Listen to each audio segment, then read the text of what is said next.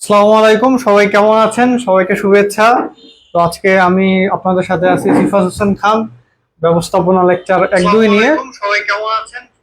ব্যবস্থাপনা লেকচার 1-2 নিয়ে। তো সবাই একটু জয়েন করেন তাড়াতাড়ি, আর কে কোথা থেকে জয়েন করছেন সে তাড়াতাড়ি একটু কমেন্ট সেকশনে লিখে ফেলেন যে কোথা থেকে জয়েন করেছেন।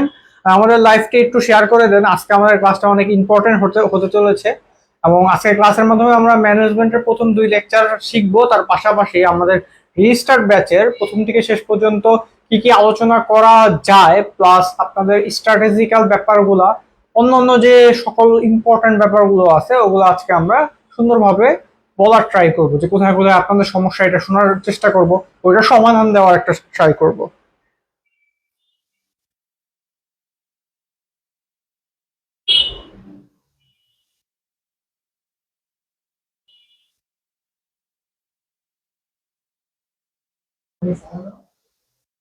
ওকে, আমরা 1 মিনিট সময় নেই, আস্তে আস্তে সবাই চলে আসতে থাকো।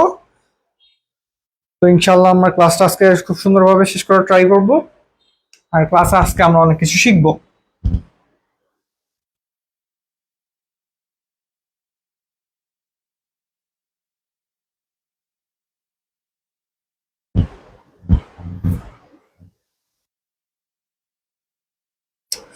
আলামি আক্তার লেখছে আসসালামু আলাইকুম স্যার। কাজী নাইমা ইসলাম লেখছেন আসসালামু আলাইকুম স্যার। হ্যাঁ, ওয়ালাইকুম আসসালাম। তোমরা কেমন আছো?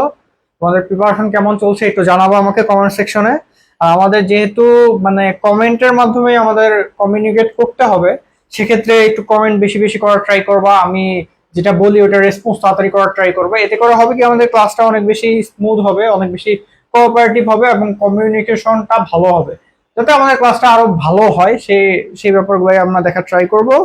কেবল তোমরা মাত্র 8 জন জয়েন করেছো, বাকি সবাই কি অবস্থা? সবাই একটু বলো তো কি অবস্থা, কোথা থেকে জয়েন করেছো, আর তোমাদের নেক্সট টার্গেট কি, আর এখন কিভাবে পড়াশোনা করতেছো, আর এখন তোমাদের পড়াশোনা করতে যে কি ধরনের প্রবলেম ফেস করতেছো সেটা যদি একটু জানাও আমাকে, তাহলে খুব ভালো হয়। আয়শা সিদ্দিকা লেখছে আসসালামু আলাইকুম। হ্যাঁ, ওয়ালাইকুম আসসালাম। কাঠগোলাপ লেখছে এসে পড়েছি ভাইয়া, ভেরি গুড। কি অবস্থা তোমাদের? তো আমরা আর 2-3 মিনিট অপেক্ষা করবো। 13 জন অলরেডি জয়েন করে ফেলছে, ভেরি গুড। তো প্রথমত আমি যেটা তোমাদেরকে বলবো যে হতাশ হওয়ার কিছু নাই, হতাশ তোমরা হয়ে যাও। আমি জানি যে হতাশা যেটা আছে সেটা সমস্ত মানুষকে গ্রাস করে, আমাকেও হতাশ হতে হয় মাঝে মাঝে। হতাশ হয়ে আলটিমেটলি লাভ নেই। আমাদেরকে আমাদের লক্ষ্য সামনে রেখে প্রতিদিনের যে পরিশ্রমটা আছে ওই পরিশ্রমটা দিতে হবে। অবশ্যই অবশ্যই তুমি পরিশ্রম যদি দাও তাহলে অবশ্যই তুমি একটা ভালো রেজাল্ট পাবে ওখান থেকে। তো গাজীপুর থেকে আসছে আয়েশা সিদ্দিকা। হ্যাঁ, তো তোমাদের প্রিপারেশন কেমন চলতেছে একটু বলো তো। প্রিপারেশন কেমন চলতেছে, পড়াশোনা কেমন চলতেছে, বলো একটু আমাকে।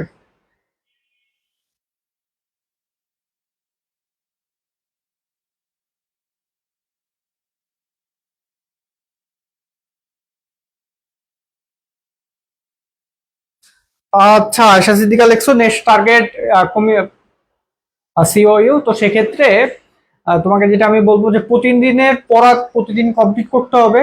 ওইটা যথেষ্ট পরিমাণ রিভিশন দিতে হবে, রিভিশনের টেকনিকটা ভালো থাকতে হবে, প্লাস তুমি যা পড়তেছো সেটা মনে করতে হবে। আমি সবসময় একটা কথা বলি, সেটা হলো অল অ্যাবাউট ইস, তুমি যেটাই পড়ো না কেন, যেটাই এখন পড়তেছো না কেন কেন এটা কিসের জন্য পড়তেছো। আমি যদি বলি যে একটা একটা পড়া তুমি যে পড়তেছো, আর কাজী নাইমা লেকশন এলো next target are you very good.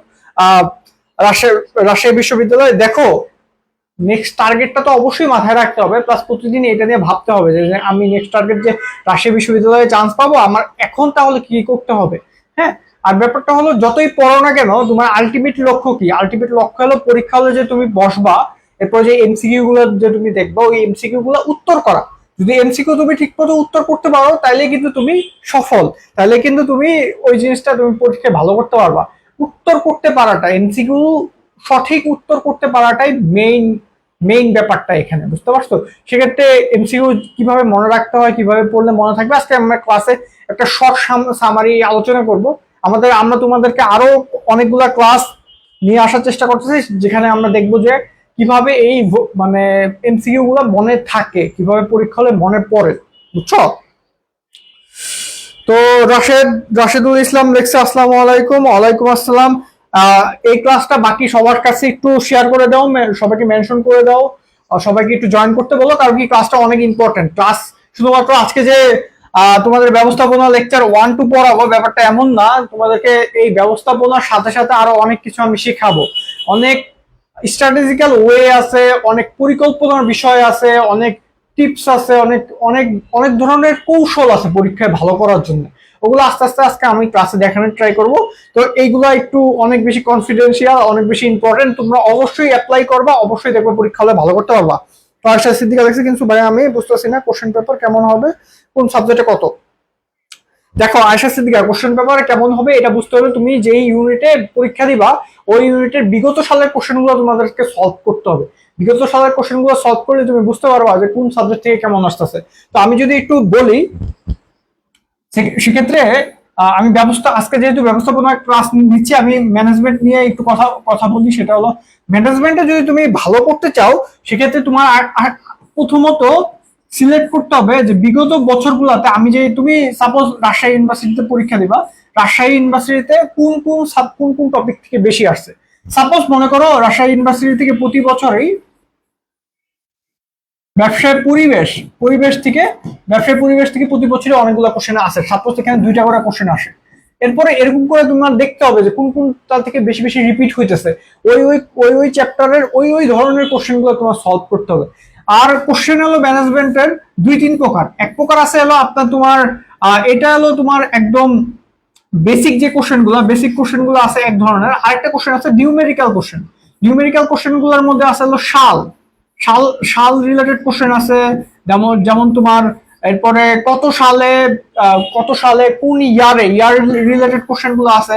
এরপর তোমার অ্যাক্ট রিলেটেড কোশ্চেন গুলো আছে, মানে ধারা রিলেটেড কোশ্চেন গুলো আছে। এগুলো একটু মনে রাখতে হবে, এগুলো একটু কঠিন, বাট মনে রাখাটা খুব একটা কঠিন না। আমি যদি দেখাই তোমরা মনে রাখতে পারবা। আচ্ছা, জিএসটি ব্যাপার নিয়েও আলোচনা করা হবে, সমস্যা নাই, সব সাবজেক্টে আলোচনা করা হবে। এখন তাহলে ক্লাসটা শুরু করে দেই। তো প্রথম লেকচার যেহেতু, আমি তোমাদেরকে যেটা আমি বলবো সেটা হলো বর্তমানে তোমাদের প্রিপারেশনটা কোন পর্যায়ে আছে একটু বলো তো, কোন জিনিসটাতে তোমরা প্রবলেম ফেস করতেছো এটা আমাকে প্রথমে জানাও তো। ব্যাংকের চ্যাপ্টার, কাজী নাইমা বলছেন ব্যাংকের চ্যাপ্টার ভালো বুঝি না, ব্যাংকের চ্যাপ্টার আলোচনা করা হবে, কোনো ওয়ারি নেওয়ার কোনো কারণ নেই, সব চ্যাপ্টারই বুঝবেন, কোনো মানে নেওয়ার কোনো হেডেক নেওয়ার কোনো দরকারই নেই, পারবেন, সবই পারবেন ইনশাল্লাহ, কোনো ব্যাপার না। ওকে, আমরা তাহলে লেকচারটা শুরু করে দেই, যেহেতু সবাই চলে আসছেন আর আমাদের সময়ও অনেক চলে যাচ্ছে, আমাদের ক্লাসটা শুরু করতে হয়, যেহেতু রোজার দিন সবাই টায়ার্ড মোটামুটি।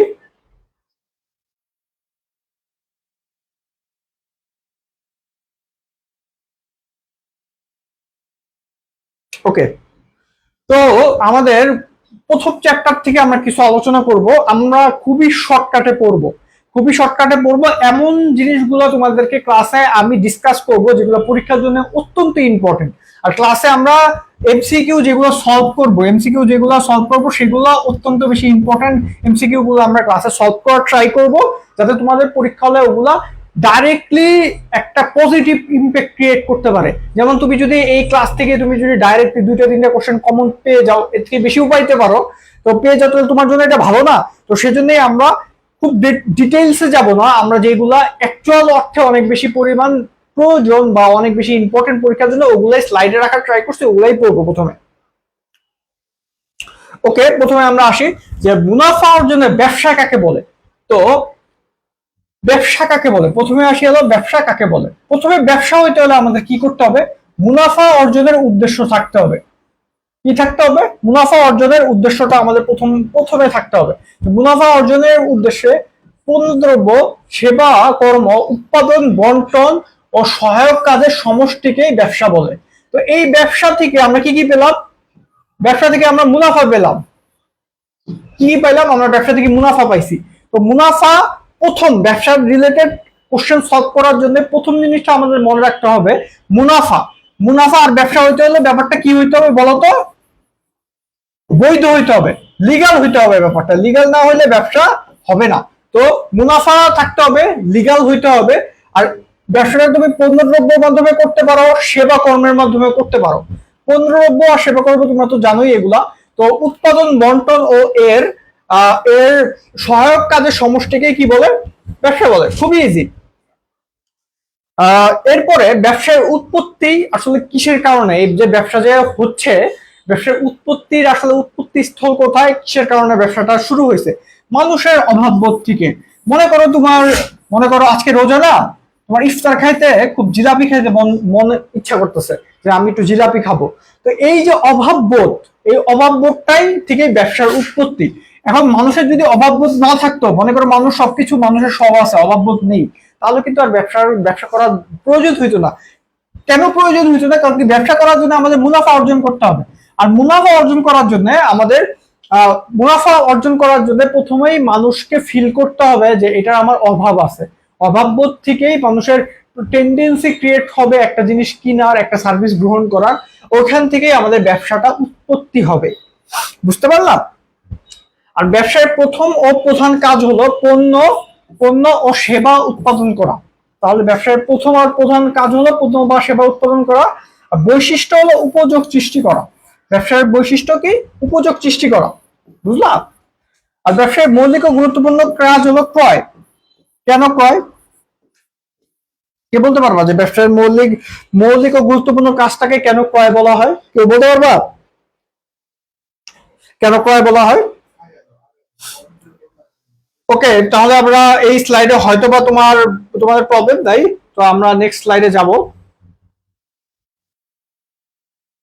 ওকে, এখন তুমি ব্যবসা করতেছো না, আমাদের ব্যবসা করতেছি, তো ব্যবসার ভূষণ কাকে বলা হয়? সুনামকে বলা হয়। সব থেকে মর্যাদার বিষয় ব্যবসার ভূষণ ইকুয়াল টু সুনাম। এখন তোমার কোশ্চেন হতে পারে কেন এই যে ভূষণ বা সুনাম ব্যবসায়ের সবচেয়ে মর্যাদাপূর্ণ বিষয়, এটা কেন কেন এই সুনামটা ব্যবসার জন্য ইম্পর্টেন্ট?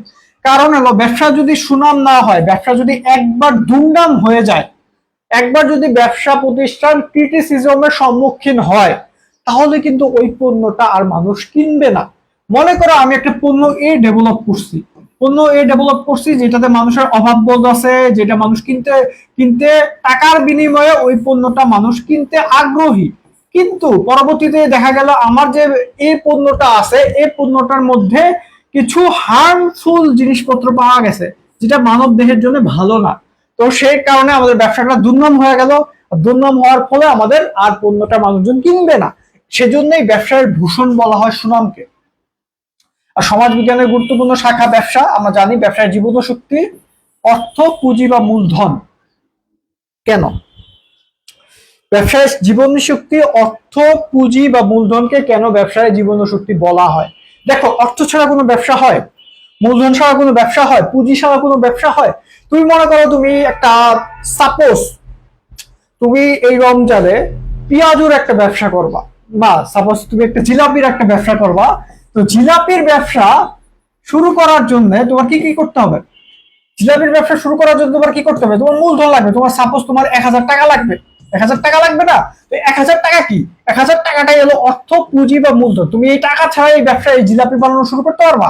টাকা ছাড়া কিন্তু এই জিলাপি বানানো শুরু করতে পারবে না। তো ব্যবসার জন্য এই মূলধন, অর্থ, পুঁজি বা মূলধন হলো অনেক বেশি ইম্পর্টেন্ট। ব্যবসায় জীবনী শক্তি বলা হয়। উপকরণ হলো পণ্য বা সেবা। ব্যবসার উপকরণ কি? পণ্য বা সেবা। কিভাবে পণ্য বা সেবা? তুমি পণ্যের মাধ্যমেই তোমার ইয়াটা অর্জন করবা, তুমি পণ্যের মাধ্যমেই তুমি মুনাফা অর্জন করবা, তুমি সেবার বিনিময়ে মুনাফা অর্জন করবা। হ্যাঁ, কাজী নাঈম ইসলাম দেখছেন সঠিক ক্রয় ব্যবসায় অর্ধেক কাজ করে। হ্যাঁ, অবশ্যই। তো আমরা আরো ডিটেলসে জানবো। ব্যবসায় মূল উদ্দেশ্যের স্বল্পমেয়াদী উদ্দেশ্য হলো মুনাফা সর্বাধিকরণ। আমরা ব্যবসা যে করে, ব্যবসা করার জন্য প্রথমতই যে ব্যাপারটা ইম্পর্টেন্ট সব থেকে, সেটা হলো মুনাফা সর্বাধিকরণ। মুনাফা আমাদের অনেক বেশি পরিমাণে ইম্পর্টেন্ট। আর দীর্ঘমেয়াদী সম্পদ সর্বাধিকরণ, এই ব্যাপারটা একটু মানে বোঝার এবং ইম্পর্টেন্ট। স্বল্প মেয়াদী হলো মুনাফা। মনে রাখবা যে স্বল্প মেয়াদী হলো মুনাফা, স্বল্প মেয়াদী হলো মুনাফা, দীর্ঘমেয়াদী হলো সম্পদ। তাহলে মুনাফা আর সম্পদ, এই দুটো অনেক বেশি আমাদের ইম্পর্টেন্ট। তো মুনাফা হলো শর্ট টার্ম, আর সম্পদ কি বলতো? সম্পদ কি? সম্পদ হলো লং টার্ম। মুনাফা হলো শর্ট টার্ম আর সম্পদ হলো লং টার্ম। মুনাফা হলো স্বল্প মেয়াদী আর সম্পদ হলো দীর্ঘমেয়াদী। এটা একটু আমাদের মনে রাখতে হবে খুব ভালো মতন, এটা অনেক এমসিকিউ আসে। আর কর্মসংস্থান, এমপ্লয়মেন্ট এবং সামাজিক উদ্দেশ্য, মানে তুমি মনে করো একটা ব্যবসা দিছো, ব্যবসার মধ্যে তোমার 5 জন কর্মী লাগবে। এই যে 5 জন কর্মী তোমার লাগবে, এটা এই এমপ্লয়মেন্ট হলো না 5 জনের, 5 জন তোমার ব্যবসার মধ্যে কাজ করে টাকা উপার্জন করতে পারলো না, এটাই হলো সামাজিক একটা কাজ। বুঝতে পারলাম? ওকে, আমরা এরপর স্লাইডে চলে যাই। অনেক পড়া আজকে, বুঝতে পারতেছি অনেক পড়া। তো এই স্লাইডটা অনেক বেশি ইম্পর্টেন্ট, এই স্লাইডটা আমাদের খুব ভালো মতন পড়তে হবে। তো প্রথমতই আসি যে এই ব্যাপারটা তোমাদের কাছে আসি, সেটা হলো উপযোগ। অভাববর্তী উপযোগ, মানে অর্থনৈতিক উপাদান হলো উপযোগ সৃষ্টি করা, মানুষের অভাব পূরণের ক্ষমতাকে প্রথমেই হাসে এলো উপযোগ। উপযোগ কাকে বলে? মানুষের অভাব অভাব পূরণের ক্ষমতাকেই উপযোগ বলে। আমাদের ব্যবসা করার জন্য এই অভাব বোধটা অত্যন্ত বেশি ইম্পর্টেন্ট। এই অভাব বোধটা থাকতে হবে যে এই জিনিসটা আমাদের নাই নাই ভাব, এই জিনিসটা আমাদের নেই নেই থেকেই কিন্তু ব্যবসায় শুরু। কারণ কি তোমার কাছে যে জিনিসটা নাই, তোমার কাছে যে জিনিসটা ইম্পর্টেন্ট, ওইটাই তো তুমি টাকার বিনিময়ে কিনবা। কারণ তোমার মনে করো একটা জিনিস পছন্দ না, তোমার মনে করো একটা খাবার পছন্দ না, ওটা তো তুমি টাকা দিয়ে কিনবা, তো ওইটা তো মনে করো তুমি আর টাকা দিয়ে এখন কিনবা না। সেজন্য অভাব বোধটা ব্যবসায়ের জন্য অনেক বেশি ইম্পর্টেন্ট। তো এখানে অনেক ব্যাপার আছে। ব্যবসায় সৃষ্টি উপযোগিতার, ব্যবসায় সৃষ্ট উপযোগিতা সৃষ্টিতে ব্যবহৃত মাধ্যম এইখানে রূপগত, স্থানগত, কালগত, সত্যগত, আর্থিক ঝুঁকি, তথ্য আর মানগত উপযোগ। এই চারটা, এইগুলা অত্যন্ত বেশি ইম্পর্টেন্ট। প্রথমে আসি এলো উপযোগ সৃষ্টি করা, মানে মানুষের অভাব পূরণের ক্ষমতাকে উপযোগ বলা হয়। এই যে রূপগত উপযোগ কাকে বলা হয়? রূপগত উপযোগ হলো শিল্প। ওকে, শিল্প। আর স্থানগত হলো পরিবহন। কালগত হলো গুদামজাতকরণ।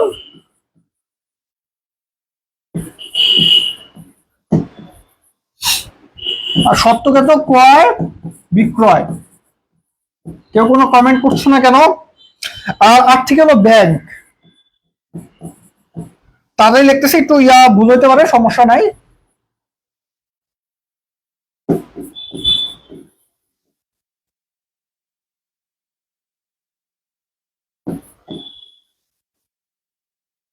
ওকে, আসি আমরা। তো রূপগত উপযোগ এলো, শিল্পকে বলা হয় রূপগত উপযোগ। এখন শিল্পে কেন রূপগত উপযোগ সৃষ্টি করে? শিল্প বলতে আমরা কি বুঝি?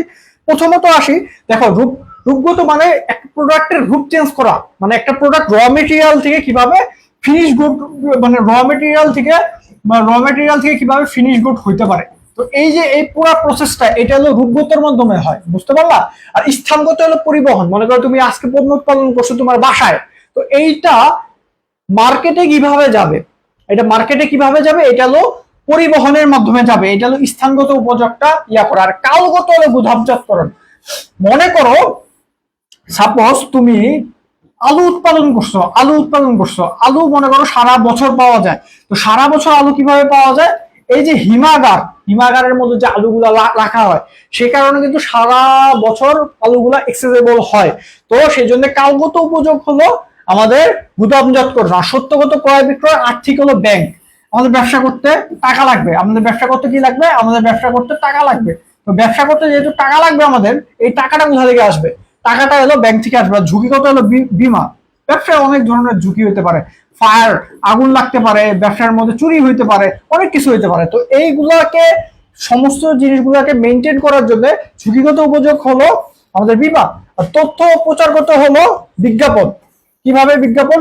আমাদের ব্যবসাতে তুমি তো মনে করো প্রোডাক্ট এ ডেভেলপ করছো। সাপোজ তোমাকে আমি যে জিলাপির কথা বলছিলাম, তো জিলাপির কথা যে বললাম, তো জিলাপি তো মানুষ, তুমি তোমার বাসার মধ্যে উৎপাদন করতেছো, মানুষ তো জানে না। তো মানুষকে জানানোর জন্য অফকোর্স তোমাদের বিজ্ঞাপন দিতে হবে। বিজ্ঞাপন না দিলে তোমার কি মানুষ জানবে? মানুষ না জানলে কিন্তু কিনবেও না। এটা কিন্তু ব্যাপারটা অনেক অনেক বেশি ইম্পর্টেন্ট। এরপরে আসি,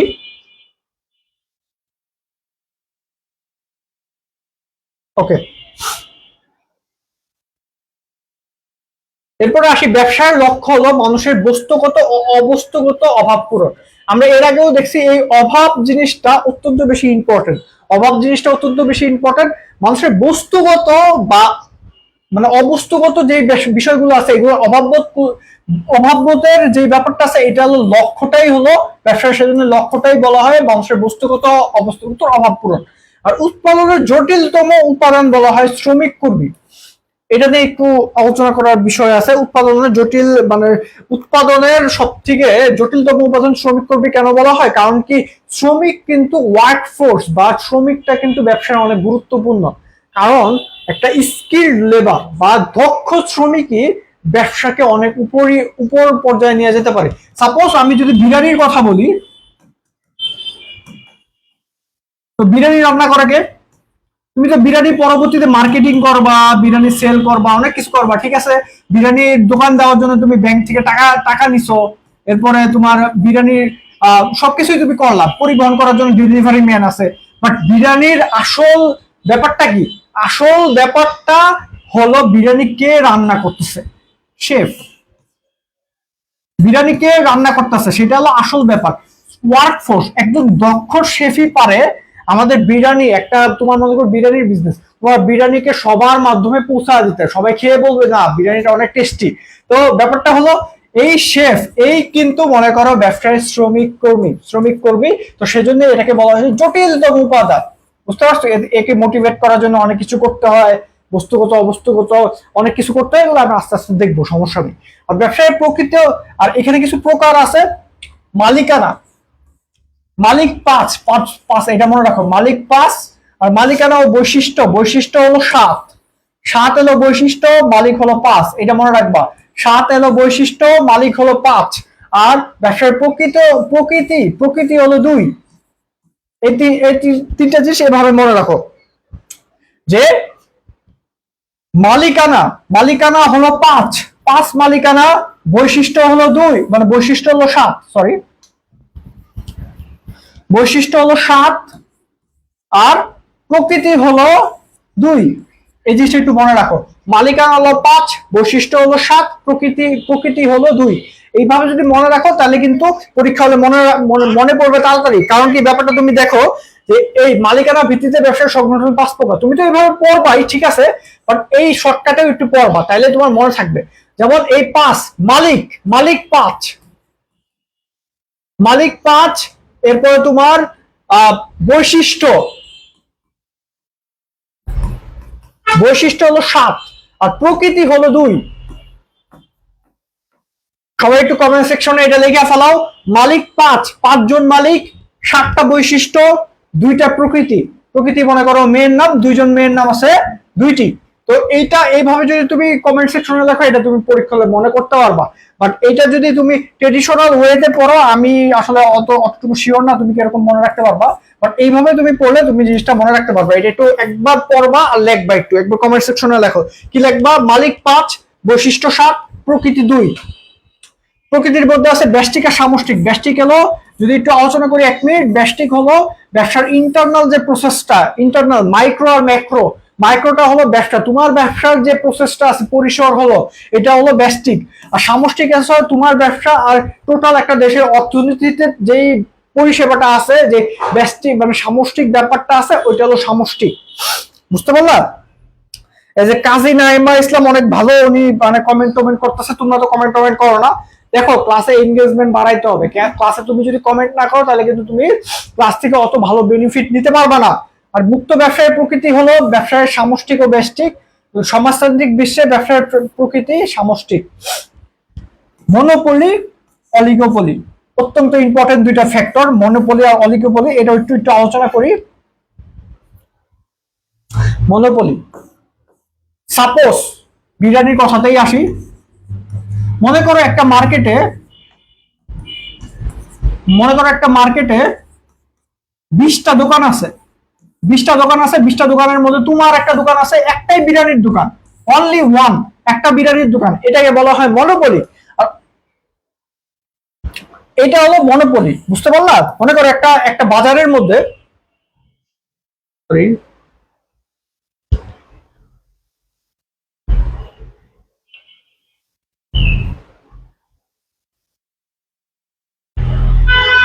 ওকে, এটাতেই পড়ি আমরা। মনে করো একটা বাজারের মধ্যে একটি মাত্র কি আছে, একটা মাত্র দোকান, একটা মাত্র বিরিয়ানির দোকান আছে তোমারই, ওইটা হলো মনোপলি। আর কয়েকদিন পরে তোমার আরেকটা ফ্রেন্ড আসছে যে দোস্ত তুমি তো খুব ভালো বিরিয়ানির ব্যবসা করতেছো, আমারও একটু নাও, আমার একটা দোকান নিয়ে দাও। তুমি খুব দয়ালু, তুমি তো আর একটা দোকান নিয়ে দিলা, তো দুইটা দোকান হইলো। পরবর্তীতে তোমার আরেক ফ্রেন্ড আসছে, তিনটা দোকান হলো। এখন এই এই যে তোমার মার্কেট, এই মার্কেটের মধ্যে তিনটা বিরিয়ানির দোকান তোমাদের, তো আরো দুইজন নতুন, যেহেতু মানুষ বিরিয়ানি খাইতেছে, তো আরো দুইজন নতুন মানুষ আসছে, আরো একজন আসছে। বাট এই ব্যবসায়, বিরিয়ানির ব্যবসার ম্যাক্সিমাম কন্ট্রোলই তোমাদের হাতে, তোমাদের তিনজনের হাতে। এটাকেই বলা হয় অলিগোপলি। যে বড় বড় বাজারে কয়েকটি বড় বড় ব্যবসা প্রতিষ্ঠান থাকে এবং তারা সমগ্র বাজারকে নিয়ন্ত্রণ করতেছে, এটাকেই বলা হয় অলিগোপলি। তো তোমরা কি বুঝতে পারলা যে মনোপলি আর অলিগোপলির ব্যাপারটা? এই যে যারা কমেন্ট করতেছো, ভেরি থ্যাংক ইউ, তোমরা অনেক ভালো করতেছো। কমেন্ট করতে হবে, ক্লাস করতেছো কষ্ট করে, কমেন্ট করতে হবে।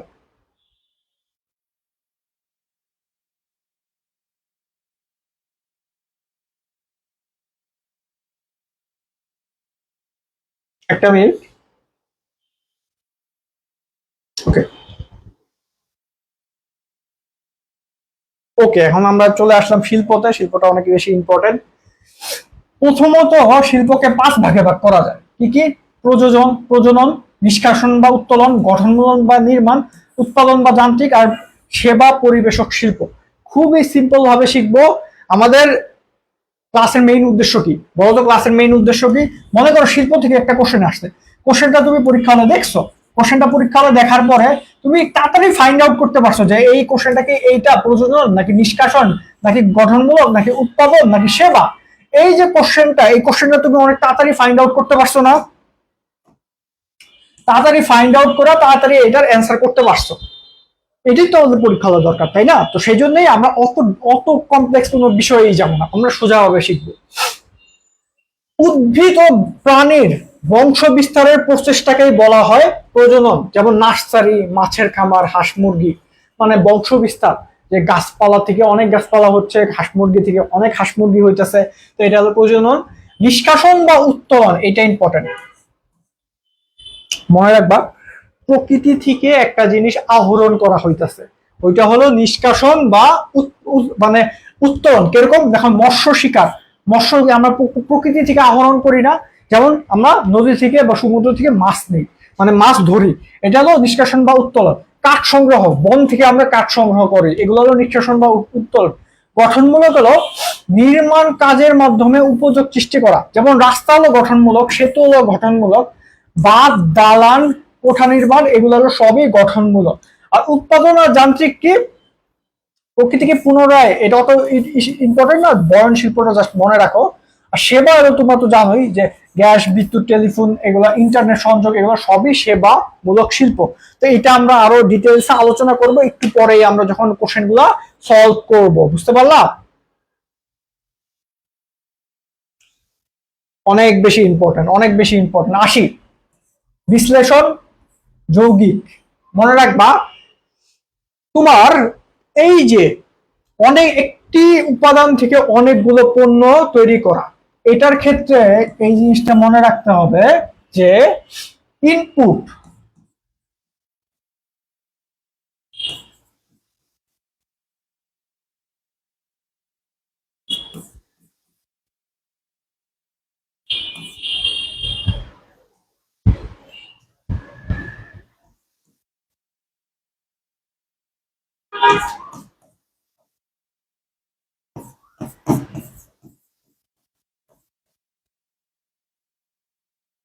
এটা মনে রাখো, তাইলেই এনাফ, তাইলে আর কোনো সমস্যা হবে না। দেখো কাহিনীটা দেখো, ইনপুট এক, আমাদের বিশ্লেষণ শিল্পে ইনপুট এক থাকবে, আউটপুট অনেকগুলো থাকবে। ব্যাপারটা কেমন? মনে করো এই যে খনিজ তেল বিশ্লেষণ করে পেট্রোল, কেরোসিন, ডিজেল, এক খনিজ, এক খনিজ থেকে এই তিনটা হয়েছে, পেট্রোল, কেরোসিন, ডিজেল। তাহলে দেখো ব্যাপারটা কি হয়েছে, এই খনিজ ইনপুট কিন্তু এক, আউটপুট কয়টা? আউটপুট হলো তিনটা। বুঝতে পারলা? ইনপুট এক, আউটপুট অনেক, মানে আউটপুট অনেকগুলা, এটা হলো বিশ্লেষণ। এটা কি? বিশ্লেষণ। আর যৌগিক কি? যৌগিক হলো অনেকগুলো উপাদান হইতে হবে, but input many, output one. যেমন সাবান, সার, সিমেন্ট আর ইস্পাত, লবণ।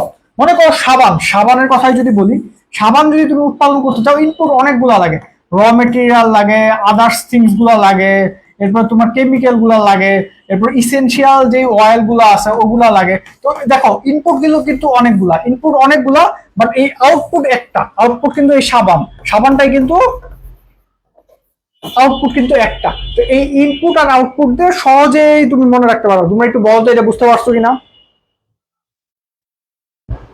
হ্যাঁ আয়শা সিদ্দিকা, একটা উপাদানকে ভাঙলে অনেকগুলা পণ্য পাওয়া যায়, ভেরি গুড। আর জে এম মাহফুজ, আসসালামু আলাইকুম ভাইয়া। হ্যাঁ ওয়ালাইকুম আসসালাম, ভেরি গুড।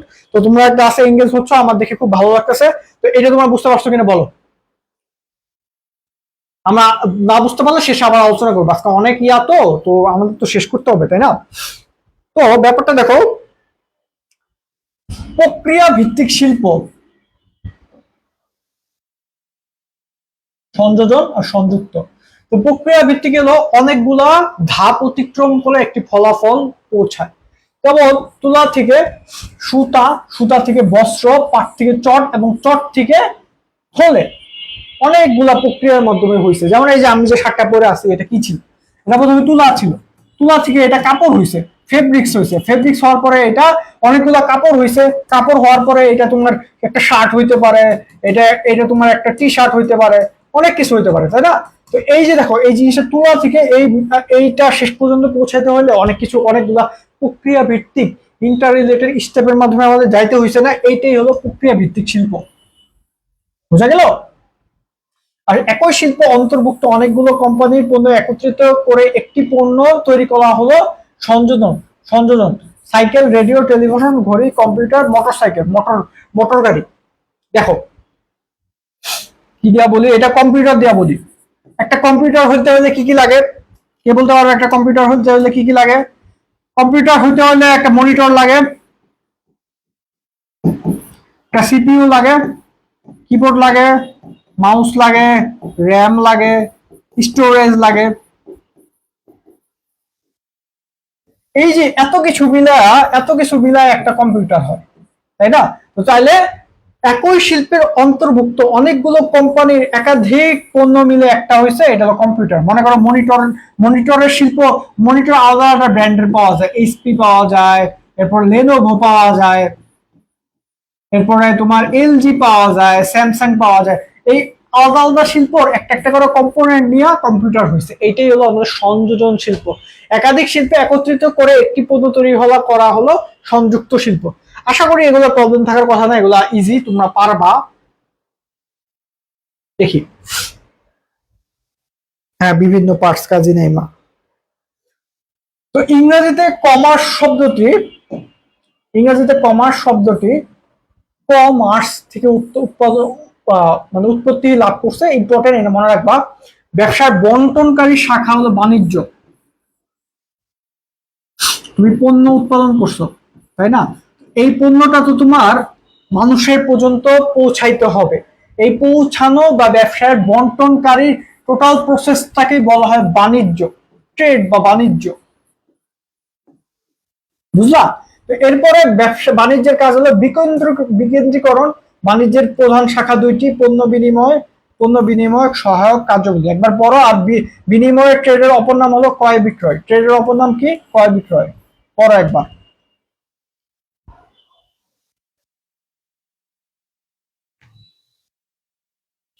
তো আশা করি এগুলো ইজি, এগুলো পারবা তোমরা, এগুলা নিয়ে পেন খাওয়ার বা ইয়া হওয়ার কোনো ব্যাপার না, কোনো সমস্যা না এগুলা। দেখো বিদেশ থেকে, প্রথমে এলো বিদেশ থেকে পণ্য আনছি, পুনরায় দেশের নিকট অন্য দেশের কারো কাছে বিক্রয় করাকে পুনঃরপ্তানি করে। রপ্তানি কি? রপ্তানি কি ইম্পোর্ট না এক্সপোর্ট? এক্সপোর্ট। মনে করো বিদেশ থেকে একটা জিনিস আনছো, আইনা অন্য দেশের কাছে বিক্রি করছো। মনে করো তুমি মনে করো তুমি সাপোজ যে কোনো একটা কান্ট্রি থেকে, এই কান্ট্রি থেকে তুমি একটা পণ্য আনছো, আনার পরে ওটা দেশের মধ্যে রাইখা ওইটা আবার আরেক সি কান্ট্রিকে বিক্রি করছো, সি কান্ট্রিকে সেল করছো, বাই করছো এই কান্ট্রি থেকে, এরপরে দেশে আনছো, আনার পরে মানে সেল করছো সি কান্ট্রিকে। এটাকেই বলা হয় পুনঃরপ্তানি। এটা এই জিনিসটা ইম্পর্টেন্ট, এটা একটু মনে রাখো, এই জিনিসটা অনেক ইম্পর্টেন্ট। তো প্রত্যক্ষ সেবা খুবই ইম্পর্টেন্ট। প্রত্যক্ষ সেবা এত ডিটেলসে যাওয়ার দরকার নাই। এই যে ডাক্তার, এরপরে CA, chartered accountancy, law firm, plus অন্যান্য যে প্রত্যক্ষ সেবা আছে সব, মানে সেলুন, বিজনেস, অন্যান্য যত প্রত্যক্ষ সেবা যেখানে তুমি পণ্য, টাকার বিনিময়ে পণ্য কিনতে পাও না, তুমি টাকার বিনিময়ে সার্ভিস পাও, ওগুলাই হলো প্রত্যক্ষ সেবা। এই যে আমাদের হাজার হাজার মনোভাব থাকতে পারে, কিন্তু মূল্যবোধ রয়েছে কয়েক ডজন মাত্র। এই ডজনের ব্যাপারটা হলো মিস্টার রকিস বলছে, আর ইউরিক বলছে এই কথাটা। আর শুধুমাত্র পয়সা গ্রহণের হিসাবে গণ্য করা দিন গত হয়েছে। এই গতর ব্যাপারটা হলো অলিভার শেলডন বলছে। মনে রাখো, একবার পড়ো এটা, পড়ো এটা একবার পড়ো। ক্লাস ইজ নট অ্যাবাউট যে আমি খালি বইলা যাব, তোমরা খালি মনে করো শুনবা, ব্যাপারটা এমন না। ক্লাস তোমার নিজের পার্টিসিপেশন থাকতে হবে, নিজের এগুলো মনে রাখতে হবে, সেটাই আসলে পরীক্ষা হল পর্যন্ত তোমাকে সাকসেস প্রোভাইড করবে। বুঝলা?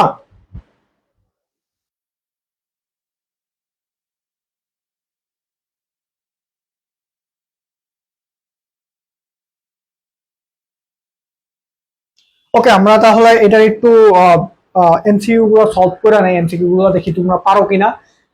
ইজি ইজি এমসিকিউ তোমরা পারবা, বাট ইজি হইলেও অত্যন্ত ইম্পর্টেন্ট এমসিকিউ গুলো আমি এখানে সলভ করার মানে রাখার ট্রাই করছি, যাতে তোমরা ক্লাস থেকে অনেক ভালো কিছু নিয়ে যেতে পারো। বলো এটার অ্যান্সার কি হবে? সুমন একটি মোটরসাইকেল কিনলো, কিন্তু তা পছন্দ না হয় বিক্রয় করে লাভ করেছে, এটি ব্যবসার মধ্যে পড়ে না।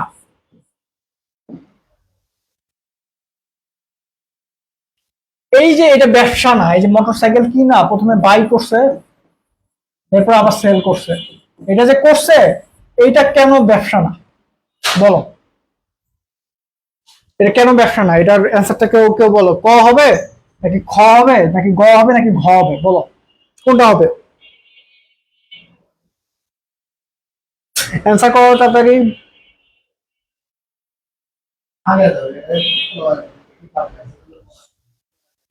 ও একজন লেখছে মুনাফা অর্জনের উদ্দেশ্যে, আসলে মুনাফা অর্জনের উদ্দেশ্যে এটা হবে না, এটা আমি বলে নেই। দেখো, এইখানে মুনাফা অর্জনের উদ্দেশ্য ছিল কি ছিল না? ছিল। ঝুঁকি ও অনিশ্চয়তা ছিল, ছিল। আইনগত বৈধতা ছিল, হ্যাঁ এটাও আইনগত বৈধতা ছিল। বাট এইটার মধ্যে মিসিং হলো ব্যবসার পুনঃপৌনিকতা। বারবার সে করবে না। একটা ব্যবসা হইতে হলে একটা একটা একই ধরনের সেলস ট্রানজেকশন বা লেনদেন বারবার হইতে হবে। ও যদি প্রতিদিন একটা সাইকেল কিনা আনছে, এই কাজটা যদি প্রতিদিন হইতো তাহলে এটা লেনদেন হইতো। বাট এটার মধ্যে যে পুনঃপৌনিকতার ব্যাপারটা আছে, এটা হলো মিসিং। পুনঃপৌনিকতার ব্যাপারটা মিসিং, সেই জন্য এটা আমাদের ব্যবসা হবে না। বুঝতে পারলাম?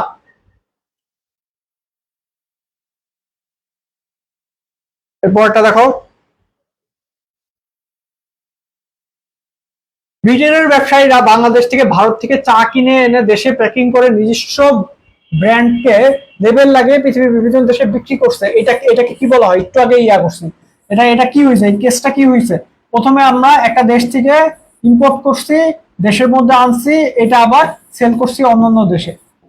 প্রথমে বাই করছি, সরি, আমরা প্রথমে ইম্পোর্ট করছি, প্রথমে ইম্পোর্ট, এরপর আবার এক্সপোর্ট। কি হবে এটা? আমদানি হবে, রপ্তানি হবে, পুনঃরপ্তানি হবে নাকি পণ্য বিনিময় হবে? কোনটা হবে? বলো বলো বলো। ভেরি গুড, সবাই দেখি পারতেছে, এটা পুনঃরপ্তানি হবে। ভেরি গুড ভেরি গুড, তোমরা তো পারো ভালো, যা পড়াই যাচ্ছে বুঝতেই পারতেছো। কালগত বাধা একটু আগে পড়াইছি, আর কোনটি পেশাগত সেবা একটু আগে পড়াইছি। এই দুটার অ্যান্সার বলো, 3 আর 4 অ্যান্সার বলো।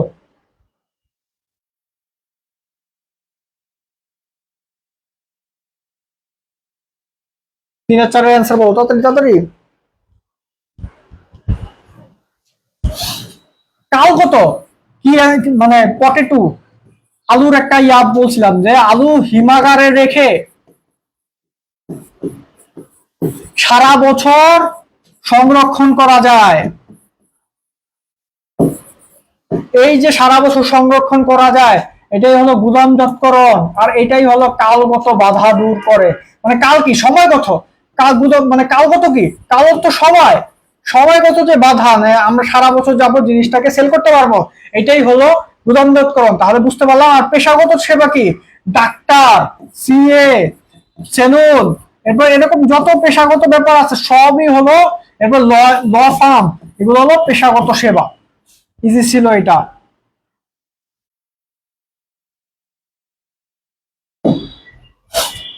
সাবান তৈরি কোন ধরনের শিল্পের অন্তর্গত? একটু আগে পড়াইছি। আর কর্ণফুলী টানেল কোন ধরনের শিল্প অন্তর্গত? একটু আগে পড়াইছি। না পারলে মার আছে আজকে তোমাদের কপালে। 5 আর 6 নম্বর কি হবে? জোকসে পার, একটু মজা করলাম তোমাদের, কাউকে মারবো না, সবাইকে বুঝিয়ে দিব, সমস্যা নাই। কি হবে বলো?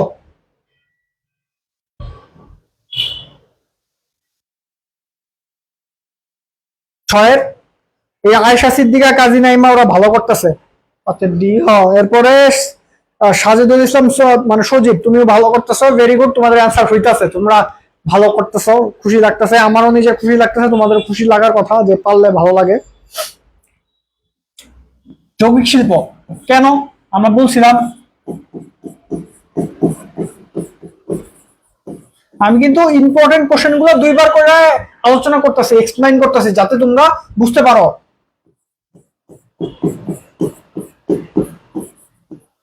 সাবান ইনপুট ম্যানি, ইনপুট কি? ম্যানি। আউটপুট কয়টা? আউটপুট একটা। ইনপুট হলো অনেকগুলো, আউটপুট হলো একটা। তাহলে কি এটা এটা এটা কাকে বলে? যৌগিক। যৌগিক। তাহলে এটার অ্যান্সার কি হবে? অ্যান্সার হবে যৌগিক। এরপর কর্ণফুলী টানেল কোন ধরনের শিল্প? কর্ণফুলী টানেল এটা কি? নির্মাণ না? নির্মাণ কার্য না? এটা একটা পদ্মা সেতু, এটা নির্মাণ কার্য না? তাহলে এটা কি হবে? নির্মাণ। বুঝতে পারলা? 6 গ। তোমরা তো অনেক ফাস্ট, আমার থেকে ফাস্ট অ্যান্সার দিতে পারতেছো। এই যে যারা না বুঝতেছো তাদের জন্য আমি একটু এক্সপ্লেইন করলাম। শুধুমাত্র এই সাবান না, এখানে যৌগিক শিল্পে যাই থাকুক না কেন, এই একটা রুলস এর মাধ্যমে তুমি অ্যান্সার করতে পারবা। বুঝলা?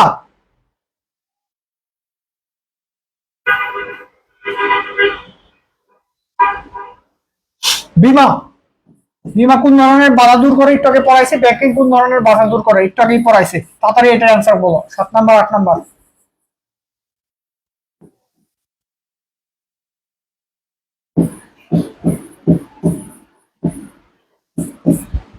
তাড়াতাড়ি বলো। 7, 8, 7, 8, তাড়াতাড়ি।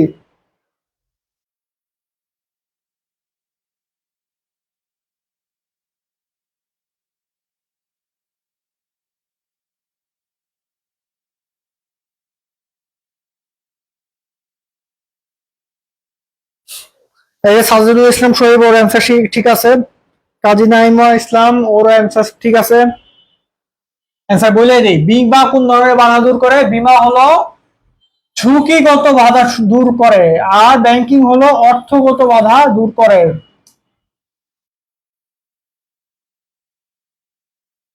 দেখো এই দুটো অ্যান্সার করো।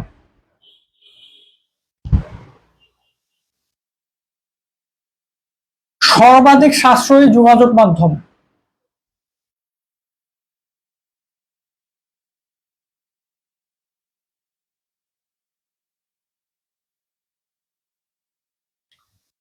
এটা আগে অ্যান্সার করো। আর এটা হলো বড় কোশ্চেন, এটা হলো case based question. Case based question গুলা একটু বড় হয়, আর এগুলা বুঝতে হয়, তোমার পরে আসলে বুঝতে হয় যে এটা আসলে কোন টপিকের আন্ডারে বসছে, কিভাবে আমাদের অ্যান্সার করতে হবে। প্যারাডাইস লিমিটেড প্রতিষ্ঠানটি দেশের অন্যতম একটি কম্বল উৎপাদনকারী।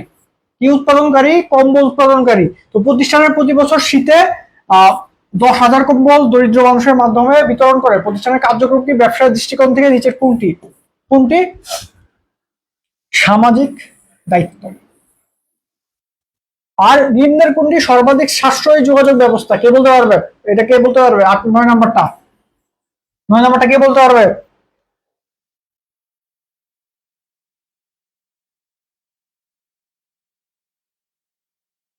সড়কপথ একজন লিখছে, সড়কপথ হবে না।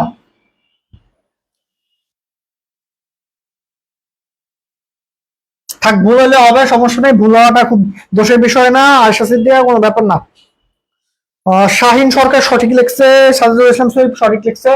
আকাশপথ তো হবেই না, আকাশপথ তো অনেক এক্সপেন্সিভ, আকাশপথ তো হবেই না। এরপর সড়ক পথ হবে না, এটাও এক্সপেন্সিভ। কিভাবে এক্সপেন্সিভ? দেখো, তুমি মনে করো একটা অনেক দূরবর্তী একটা দেশ থেকে এই দেশে ইম্পোর্ট করবা, ইম্পোর্ট করার জন্য এই সড়ক পথে যদি আসে কত পরিমাণ ডিজেল আর পেট্রোল ক্ষয় হবে চিন্তা করতে পারো। তো রেলপথ ইয়া না, নৌপথ, আমাদের আমাদের যে ইন্টারন্যাশনাল ট্রেড গুলো হয় সব কিন্তু নৌপথের মাধ্যমে হয়।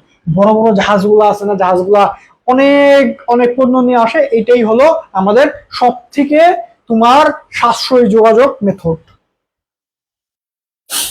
এই যে আয়শা সিদ্দিকা, মন খারাপ করার কোনো বিষয় নেই, ভুল হইতেই পারে, ভুল হওয়া মানেই তুমি শিখতেছো ব্যাপারটা। এই তিনটা করো, 11 12 13 করো করো, এটা এই তিনটা করো। না না, এটা তাড়াতাড়ি যাওয়ার জন্য না, তাড়াতাড়ি যাওয়ার জন্য না, এটা হলো সাশ্রয়ী অর্থগত ব্যাপার দিয়ে সব সব সময় তুমি চিন্তা করবা। বিজনেসের ক্ষেত্রে অর্থ বা সাশ্রয়ী এই ব্যাপারটা নিয়ে বেশি বেশি চিন্তা করবা। ফ্লাইওভার কোন ধরনের শিল্প বলো? একটু আগে আমরা পড়ছি ফ্লাইওভার নির্মাণ শিল্প। প্রাথমিক শিল্পের আওতাগত কোনটা কে বলতে পারবা?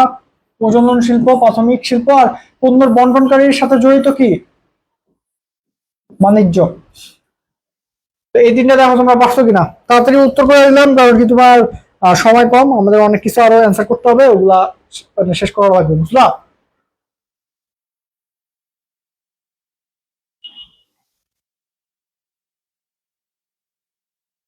দেখো, ব্যবসার স্বতন্ত্র বৈশিষ্ট্য কোনটি?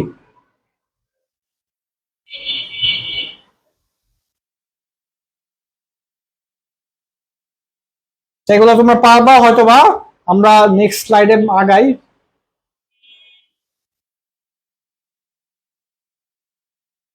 ওকে, আসো। দ্বিতীয়ই আসা হলো আমাদের ব্যবসায় পরিবেশ। পরিবেশটা অত্যন্ত বেশি ইম্পর্টেন্ট এবং অনেক ইম্পর্টেন্ট, ইম্পর্টেন্টের সাথে সাথে এখান থেকে অনেক বেশি এমসিকিউ পরীক্ষা হলে থাকবে। তো বুঝতেই পারতেছো তোমাদের ব্যবসায় পরিবেশটা অনেক বেশি ইম্পর্টেন্ট। তো একটু কনসার্নের সাথে এই জিনিসটা ক্লাস করবা, একটু শর্টকাটের মাধ্যমে আমরা শিখবো। প্রথমেই আসি একটা ব্যবসা।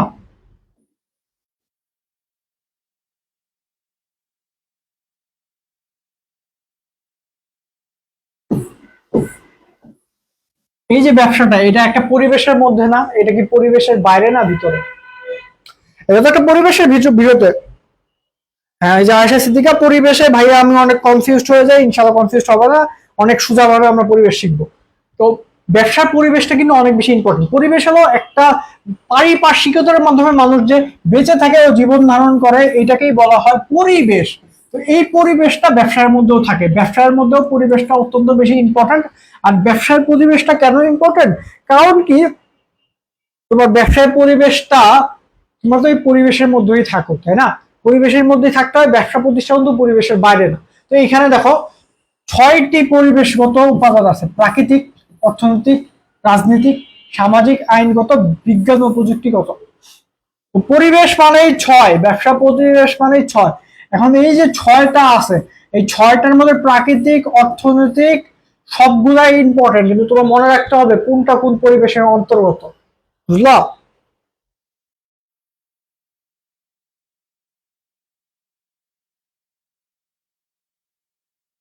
ওকে, পরবর্তীতে আসি। তো ব্যবসায়ের ক্ষেত্রে সব থেকে গুরুত্বপূর্ণ, ব্যবসায়ের ক্ষেত্রে সব থেকে গুরুত্বপূর্ণ পরিবেশ হলো অর্থনৈতিক পরিবেশ। কেন? কারণ কি, আমাদের প্রথমেই কিন্তু আমরা বলছি যে মুনাফা অর্জন। তো মুনাফা অর্জন, মুনাফাটা আসে কোথা থেকে? আসে হলো মানুষের অর্থ থেকে। যে এই অর্থনৈতিক পরিবেশটা ইম্পর্টেন্ট, কারণ অর্থনৈতিক ভাবে যদি তুমি মুনাফা অর্জন করতে না পারো, বিজনেস ফেল করবে, বিজনেস ফেল করবে, আর তুমি তোমার লক্ষ্য মানে ব্যবসা কিন্তু ব্যবসা প্রতিষ্ঠানের লক্ষ্য অনুযায়ী যেতে পারবে না, বুঝলা? আর সব থেকে বেশি প্রভাব বিস্তার করে সামাজিক পরিবেশ। সাপোজ তুমি এমন এমন একটা পণ্য উৎপাদন করো, সেটা হলো বয়কট খাইছে, বয়কট করছে মানুষ, মানুষ একসেপ্ট করে নাই, মানে সামাজিক পরিবেশের সাথে ওটা যায় নাই, তাহলে কিন্তু তোমাদের ব্যবসাটা আর রান করবে না। আর পণ্য চাহিদা নির্ধারণের পরিবেশকে বলা হয় সামাজিক পরিবেশ, আর ব্যবসার আকার নির্ধারণের পরিবেশ হলো অর্থনৈতিক পরিবেশ। ঠিক আছে, আমরা পরের স্লাইডে ইম্পর্টেন্ট ফ্যাক্টর গুলো আছে, দেখো। ওকে,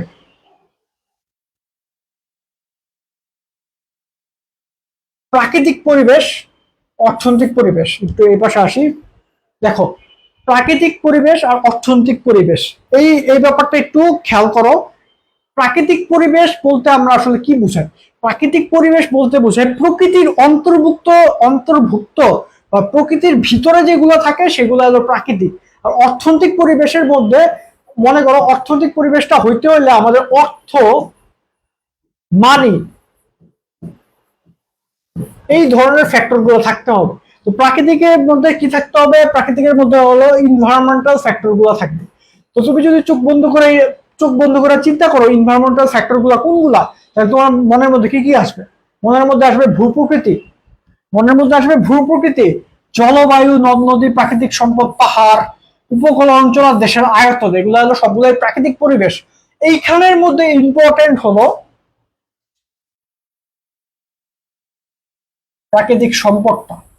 প্রাকৃতিক সম্পদটা মনে রাখবা, প্রাকৃতিক সম্পদ কিন্তু প্রাকৃতিক পরিবেশের অন্তর্ভুক্ত নট অর্থনৈতিক সম্পদ। দেখে যে তুমি টাকা টাকা করে অর্থনৈতিকের মধ্যে ঢুকা দিবা, এটা কিন্তু হবে না।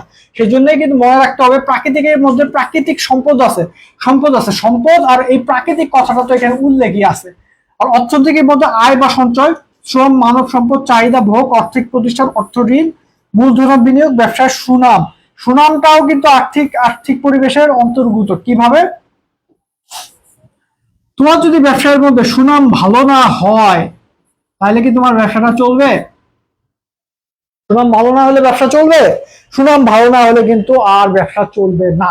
তো সেই জন্য সুনামটা ইম্পর্টেন্ট, এগুলো একটু বলে রাখো, একবার পড়ো।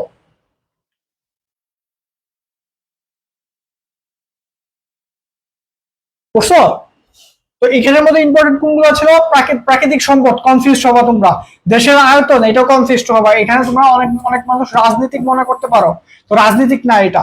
তো রাজনীতিক না, এটা হলো আমাদের প্রাকৃতিক পরিবেশ। তো আয়তন ব্যাপারটা তো প্রাকৃতিকের মধ্যেই, তাই না? তো ব্যাপারগুলো একটু মনে রাখতে হবে, মনে না রাখলে কিন্তু পারবা না।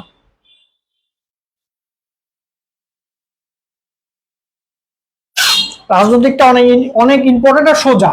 তো রাজনীতিকের মধ্যে সরকার, আইন শৃঙ্খলা, সরকারি নীতিমালা, সার্বভৌমত্ব, আন্তর্জাতিক সম্পর্ক, রাজনৈতিক দল আর রাজনৈতিক স্থিতিশীলতা থাকে। তো এইখানের মধ্যে এই নীতিমালাটা এটা ইম্পর্টেন্ট। তোমরা অনেক সময় এই নীতিমালা দেখা আইনগত পরিবেশে চলে যাও, বাট এটা আইনগত হবে না। নীতিমালা একটু মনে রাখো, নীতিমালা জিনিসটা মনে রাখতে হবে যে সরকারি নীতিমালা, এটা সরকারের সাথে জড়িত। সরকার মানে রাজনৈতিক, বুঝলা? সার্বভৌমত্ব, এটাও ইম্পর্টেন্ট, সার্বভৌমত্ব মানে রাজনৈতিক। তো পরে এবার এটা একবার একবার দেখো, এরপরে আমরা পরের স্লাইডে যাচ্ছি। স্যার আর কতক্ষণ ক্লাস হবে? হ্যাঁ, আরো কিছুক্ষণ ক্লাস হবে, দেখি কত বেশিক্ষণ নিব না তোমাদের রোজার মধ্যে। মনে মানে তোমরা হয়তো বা ক্লাস বেশি করতে চাচ্ছ না রোজার মধ্যে, বাট আমরা শর্টকাটে শেষ করে দিব, ইম্পর্টেন্ট ফ্যাক্টর গুলা আলোচনা করি। আসি সামাজিক পরিবেশের মধ্যে, ইম্পর্টেন্ট হলো জনসংখ্যা। সামাজিক বলতে তোমার চিন্তা করবো তোমার আশেপাশে পারিপার্শ্বিকতার মধ্যে যা যা আছে, প্লাস তোমার নিজের আচার আচরণ, প্লাস মানুষজনের আচার আচরণ, মানুষের পার্সপেক্টিভ, এগুলো হলো সবকিছু সামাজিক পরিবেশ। যেমন জনসংখ্যা, জাতীয়তা, নীতি নৈতিকতা, আচার আচরণ, শিক্ষা সংস্কৃতি, ঐতিহ্য বা ধর্মীয় আশ্বাস, রুচি ও খাদ্য, আর সামাজিক প্রতিষ্ঠান সমূহ। সামাজিক প্রতিষ্ঠান তো সামাজিক, তোমরা বুঝতেই পারতেছো। রুচি আর খাদ্য, এটাও সামাজিক। তো এগুলো একবার মনে রাখলেই বুঝতে পারবা, অত কঠিন কোনো বিষয় না।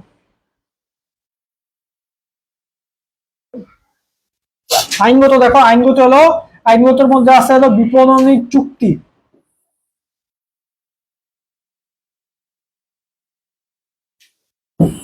দেখো, অলরেডি আইনগত পরিবেশের মধ্যে কতগুলো আইন আছে। এই চুক্তি, কন্ট্রাক্ট আইনের মধ্যে পড়ে।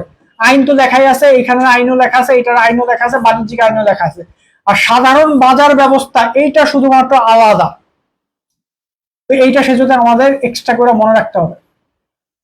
তাহলে আমাদের সাধারণ সাধারণ বাজার ব্যবস্থা, বাজার ব্যবস্থা, সাধারণ বাজার ব্যবস্থা, এটা হলো আইনগত। এটা একটু মনে রাখো, সাধারণ বাজার ব্যবস্থা, এটা হলো আইনগত।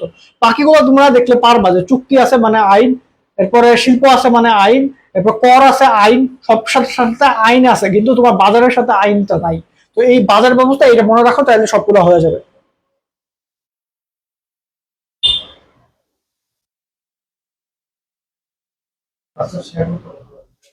আর তোমরা একটু ক্লাসটা শেয়ার করো, ক্লাসে বুঝতেই পারতেছো তুমি ইম্পর্টেন্ট টপিক তোমাদের আলোচনা করতেছি, ক্লাসটা কিন্তু শেয়ার করতে হবে, শেয়ার না করলে কিন্তু ভালো না, শেয়ার করতে হবে। আর তোমরা একটু সবাইকে এটা দেখার আহ ইয়া করে দাও, সেজন্য তোমার শেয়ার করতে হবে, সবাই যাতে ইনফরমেশন গুলো জানতে পারে।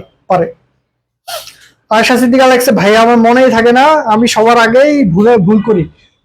তো এই যে এইভাবে একটু শর্টকাটে মনে রাখবা, আইন মানে হলো আইনগত, বাকি চুক্তি মানে আইনগত, এগুলো তো আইনের সাথে। বাট সাধারণ বাজার ব্যবস্থা এটা কিন্তু তুমি দেখা একটু কনফিউজ খাইতেছো, এটা কিন্তু মনে হইতেছে যে সামাজিক, মনে হয় না, বাট এটা কিন্তু সামাজিক না, এটা কিন্তু সামাজিক না। তো সেই জন্য সাধারণ বাজার ইকুয়াল টু আইন, বাজার ইকুয়াল টু আইন, এটা মনে রাখো। আরেকটা জিনিস মনে রাখো, মনে করো এই যে এখন এই রমজান মাস না, রমজান মাসে বাজারের পণ্যগুলোর দাম বেশি থাকে, দাম বেশি থাকে কি থাকে না, দাম বেশি থাকে। তো এই দাম বেশি করার জন্য, দাম বেশি রোধ করার জন্য, বাজার ব্যবস্থার জন্য মধ্যে বিভিন্ন ধরনের দেখবা যে আমাদের যে সংশ্লিষ্ট যে ব্যাপারগুলো মানে যারা আছে ভোক্তা অধিদপ্তর, তারা অভিযান পরিচালনা করে, এইভাবে এই জিনিসটা মনে রাখতে পারো। আর বিজ্ঞান তো অলরেডি তোমরা জানো, যে বিজ্ঞানের সাথে বিজ্ঞান আছে, গবেষণা আছে, প্রযুক্তি আছে, পলিটেকনিক্যাল, একবার পড়ো পুরোটুকু।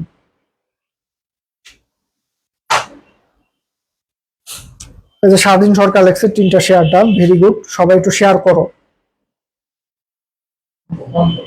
সবার শেয়ার করো, শেয়ার করতে হবে, শেয়ার করলেই চান্স হবে। কারণ কি তুমি শুধুমাত্র নিজের ভালোটা বুঝলেই হবে না, সবার ভালো বুঝতে হবে, আর সবাইকে ইয়া করতে হবে, একটু আগ্রহী করতে হবে। আরেকটা ব্যাপার তোমাদের সাথে আজকে আলোচনা করতে চাচ্ছিলাম, দেখি করতে পারি কিনা, ক্লাসের শেষে আলোচনা করি, ওইটা ক্লাসের মধ্যে আলোচনা না করি, আচ্ছা ক্লাসের মাঝে তাহলে আলোচনা করি একটু। এটা দেখো ব্যাপারটা, এই যে অ্যাডমিশন চান্স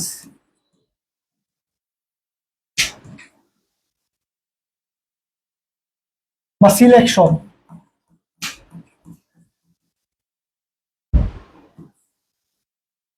এইটা সাপোজ আমি যদি এইভাবে বলি,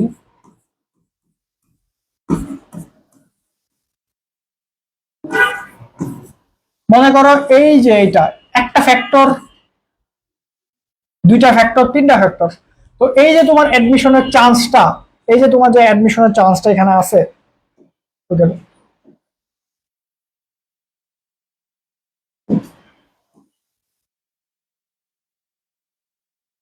ভালো হলো, সমস্যা নাই। এই যে অ্যাডমিশনের চান্স যেটা আছে, অ্যাডমিশনের চান্স, এটা কি শুধুমাত্র তোমার মনে করো এই ফ্যাক্টরটা হলো পড়ালেখা, এই ফ্যাক্টরটা হলো পরীক্ষা দেওয়া, এক্সাম। আরেকটা ফ্যাক্টর হলো তোমার নিজের মনোভাব, যে তুমি কি মনোভাবে আগাইতেছো। আরো ফ্যাক্টর এখানে থাকতে পারে, সাপোজ তোমার বাবা মার সাথে আচরণ, বা নিজের মন মানসিকতা, নিজের বন্ধুদের সাথে মন মানসিকতা। এই শুধুমাত্র অ্যাডমিশনের চান্স কিন্তু এই পড়ালেখার উপর ডিপেন্ড করে না, অ্যাডমিশনটা এই পড়ালেখার উপর ডিপেন্ড করে না, পরীক্ষার উপর ডিপেন্ড করে, তোমার মনোভাবের উপর ডিপেন্ড করে, তোমার বাবা মার দোয়ার উপর ডিপেন্ড করে, তুমি বাবা মার সাথে শিক্ষকদের সাথে কিভাবে আচার আচরণ করতেছো ওইটার উপর ডিপেন্ড করে, অনেক কিছুর উপর ডিপেন্ড করে। তো সেই জন্যই শুধুমাত্র পড়ালেখা করে যে তুমি মনে করবা যে আমার চান্স হয়ে যাবে, ব্যাপারটা কিন্তু এমন না, অনেক কিছু উপর ডিপেন্ড করে। তো সেই জন্যই আমরা যেটা বলি সেটা একটু করার ট্রাই করো, যেটা তোমাদেরকে পড়তে বলি ওইটা পড়ার ট্রাই করো, বাবা মাকে সম্মান করতে হবে, সবারকে সম্মান করতে হবে, এবং নিজের যে নৈতিকতার বিষয়গুলো আছে, নৈতিকতার বিষয়গুলো মনে রাখতে হবে। না না পড়ে শেয়ার করলে আবার চান্স পাবে না, বুঝতে পারছো, না পড়ে শেয়ার করলে আবার চান্স পাবে না। তোমরা শুধু শেয়ার করলে যদি চান্স পাওয়া যেত তাহলে অনেক পোলাপাই চান্স পাওয়া যেত, আমরা একটু চান্স পাওয়া যেতাম, প্রতি বছর খালি শেয়ার করে চান্স পাওয়া যেত না। তো ব্যাপারটা এমন না, তো শুধুমাত্র পড়ালেখা দেওয়ার চান্স হয় না, অনেক কিছু লাগে, আমরা আস্তে আস্তে ওইটা আলোচনা করবো। তো বাংলাদেশের অনুকূল পরিবেশ হলো সামাজিক পরিবেশ, বাংলাদেশের ব্যবসায় সব থেকে প্রতিকূল পরিবেশ কি? রাজনৈতিক পরিবেশ। এটা কেন তোমরা তো অলরেডি জানো। তো প্রাকৃতিক পরিবেশের মধ্যে এগুলো অলরেডি আমরা আলোচনা করে ফেলছি, একবার পড়ো, অলরেডি আলোচনা করে ফেলছি, দেখি এখান থেকে কোনো ইম্পর্টেন্ট জিনিস তোমাদেরকে জায়গা দেওয়া যায় কিনা। ইয়েস, পরিবেশ সংরক্ষণ আইন। পরিবেশ দেখেই তোমরা মনে করবা যে এটা তোমার আমাদের পরিবেশের ওই প্রথমটার মধ্যে অন্তর্ভুক্ত হয়েছে, হবে না এটা। শিল্পনীতি, শিল্পনীতি, নীতি মানে কি? নীতি, চুক্তি, আইন, এগুলা যেগুলা ওয়ার্ডের শেষে থাকবে ওগুলা সবই আইনগত পরিবেশের মধ্যে থাকবে, আইনগত পরিবেশের মধ্যে মধ্যে থাকবে। এই যে দেখো, চুক্তি, আইন, নীতি, বুঝতে পারলা? চুক্তি, আইন, নীতি এগুলো যদি থাকে তাহলে ওগুলো সবই আইনগত পরিবেশ, বুঝতে পারলা? কতটুকু বুঝতে পারতেছো জানি না। আমি কখন বললাম শেয়ার করলে চান্স পাবে? আমি তো এটা মজা করে বলেছি, তোমরা একটু মজা তো বুঝতে হবে, বুঝলা? মজাও বুঝতে হবে, সিরিয়াসনেসও বুঝতে হবে। তারেক একাডেমির পক্ষ থেকে তোমাদের জন্য সবসময় আমরা দোয়া করি তোমরা যাতে চান্স পাও। বাট তোমরা, আমি জানি না যে কতটুকু পড়তেছো, আলটিমেটলি কিন্তু পড়ার উপরে চান্স হবে। পড়া, প্র্যাকটিস, তোমার টিপস এন্ড ট্রিক্স, তোমার আমরা যেটা বলছি সেটা মানছো কিনা, আমরা যে জিনিসটা ফলো করতে বলছি ওটা ফলো করছো কিনা, তো এগুলোর উপরে কিন্তু আলটিমেটলি চান্স। শুধুমাত্র একটা ফ্যাক্টরের উপরে কিন্তু চান্স হয় না। তো আন্তর্জাতিক সম্পর্ক হলো রাজনৈতিক পরিবেশ, এটা তো জানো। মানুষ এত সামাজিক পরিবেশের মধ্যে থাকে, এগুলো জানো। আর কি বলবো? অভ্যন্তরীণ, ব্যবসায় সুনাম অভ্যন্তরীণ, শেয়ার হোল্ডার অভ্যন্তরীণ, ব্যবস্থাপক অভ্যন্তরীণ, শ্রমিক বৃন্দ অভ্যন্তরীণ, আর্থিক সামর্থ্য এগুলো অভ্যন্তরীণ। তো এগুলো তো পারার কথা, একবার দেখো, দেখলে বুঝতে পারবো।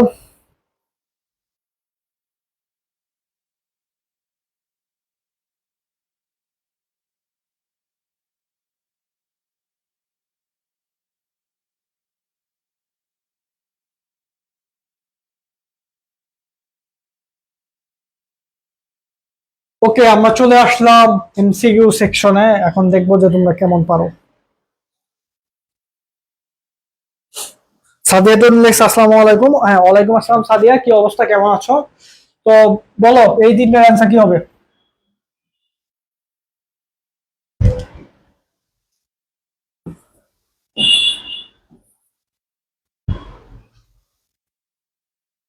সিম্পল, মোবাইল, টেকনোলজি, প্রযুক্তি। কোনটা অ্যান্সার? কোনটা প্রযুক্তিগত? পাট শিল্প গড়ে ওঠার পিছনে কোন প্রযুক্তির অবদান রয়েছে? আর অভ্যন্তরীণ কোনটা বলো? এটা তো ইজি, এটাও ইজি, দুইটাই ইজি, বলো কোনটা কি হবে? একে সি, ভেরি গুড।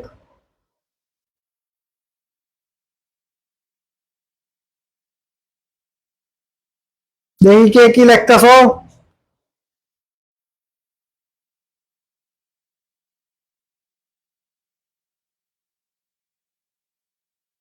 একের এ কিভাবে হয়? একের এ তো হবে না। সাজেদুল তো একের এ লেখছো, একের এ তো হবে না। সামাজিক কেমনে হয়? মোবাইল কি সামাজিক? মোবাইল তো সামাজিক না, মোবাইল তো টেকনোলজি, মোবাইল তো প্রযুক্তি। প্রযুক্তি কোনটা বলো? একে সি, ভেরি গুড। আর পাট, আমাদের যে পাট শিল্প গড়ে উঠছিল, এটার মূল মূল অবদান কিসের ছিল বলতো? পরিবেশ। কোনটা হবে? প্রাকৃতিক। এরপর কি প্রতিষ্ঠানের অভ্যন্তরীণ কোনটা বলো, এটা কোনটা হবে?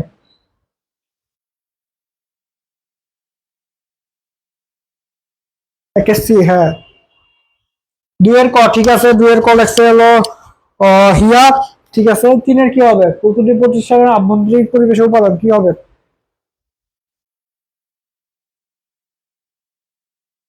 হ্যাঁ, সাজেদুল লেখছে মালিক, ভেরি গুড, ভালো লিখেছো তুমি। কারণ কি, এই যে প্রতিযোগী, বাহিরের মানুষ, ভোক্তা বাহিরের মানুষ, ক্রেতা বাহিরের মানুষ। তোমরা তো পারোই।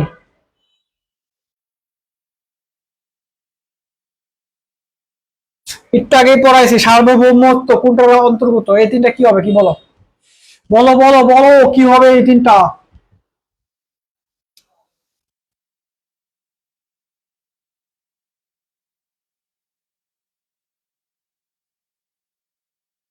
চার থেকে কি হবে? চার পাঁচ ছয় কি হবে?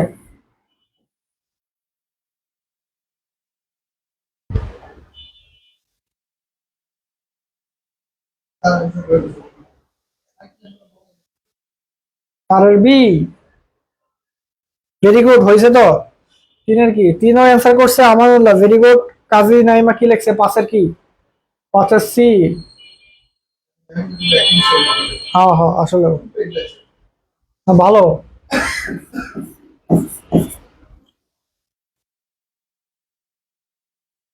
বলো, চার পাঁচ ছয় কি হবে?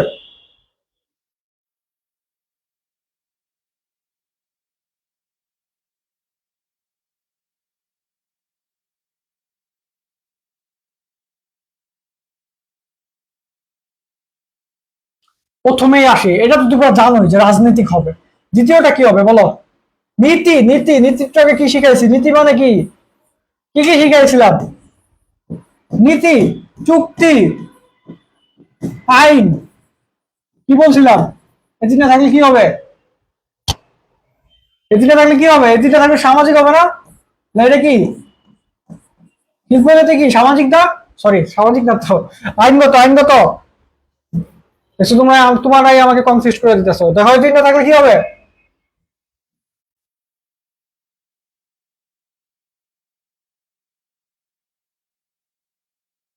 আইনগত, নীতি, চুক্তি, আইন। ছয় নাম্বারটা কি? ছয় নাম্বারটা এই যে লামিয়া লেখা ফেলাইছে, স্বাধীন লিখছে, আয়সা লিখছে, ভেরি গুড। প্রাকৃতিক, ঠিক আছে। তোমরা তো পারতাছো, ভেরি গুড, তোমরা পারতাছো, খুব খুশি হইলাম। বলো এরপর তিনটা কি হবে?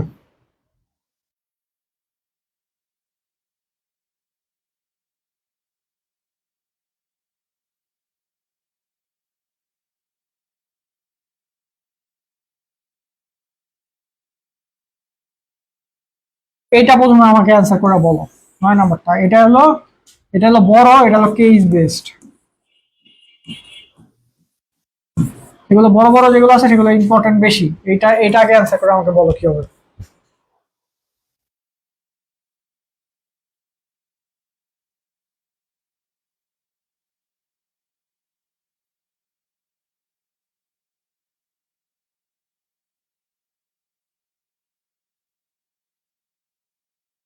কি হবে এটা?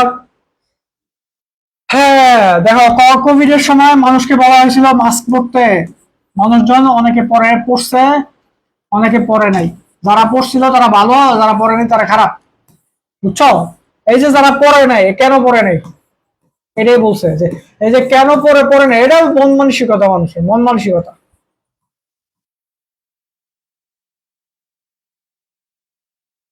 এই যে মানুষের মন মানসিকতা, বা মানুষের যে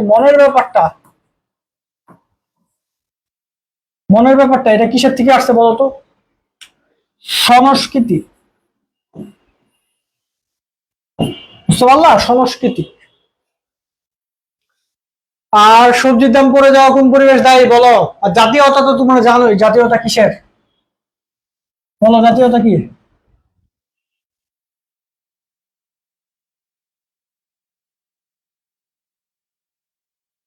জাতীয়তা হলো সামাজিক, আর প্রথমটা কি হবে? অর্থনৈতিক। তো আর একটু ফাস্ট করতে হবে, বুঝছো? ফাস্ট করতে হবে আর একটু।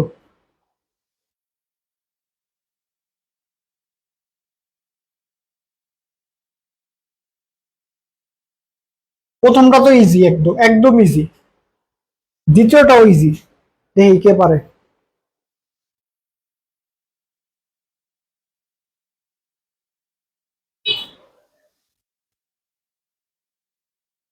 10 11 একদম ইজি।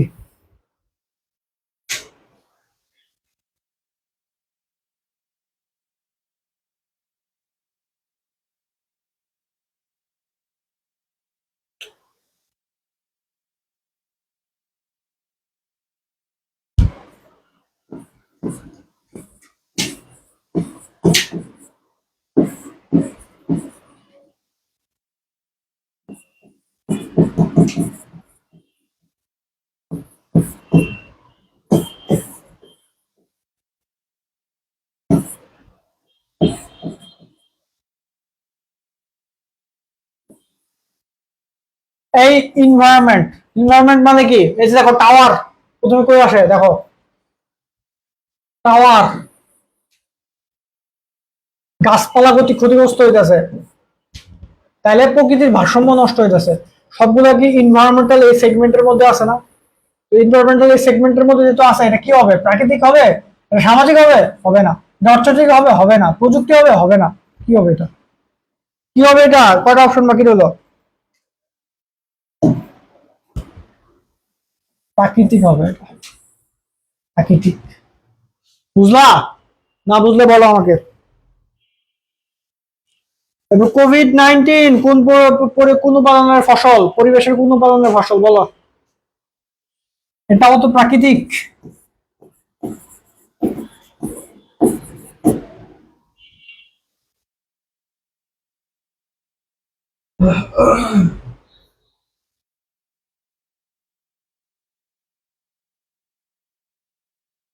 ও, ভারতেরও অনেক ইম্পর্টেন্ট, একটু অ্যান্সার করো।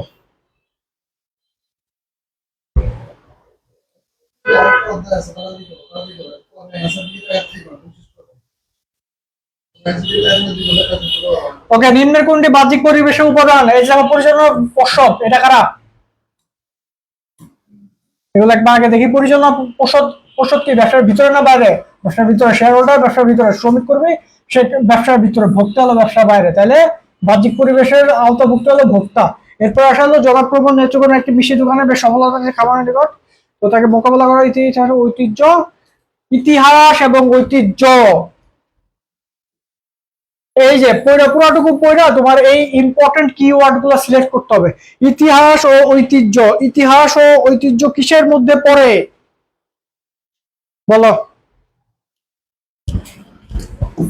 সামাজিক।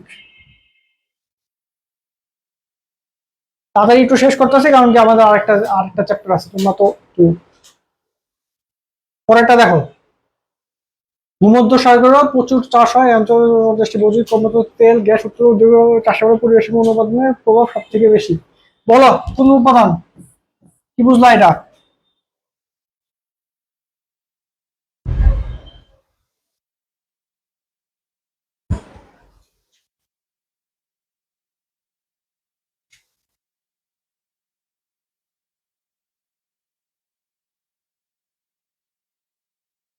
এই যে প্রচুর পরিমাণে ফলের চাষ হয় ভূমধ্য সাগরীয় অঞ্চলের একটি মুসলিম দেশ।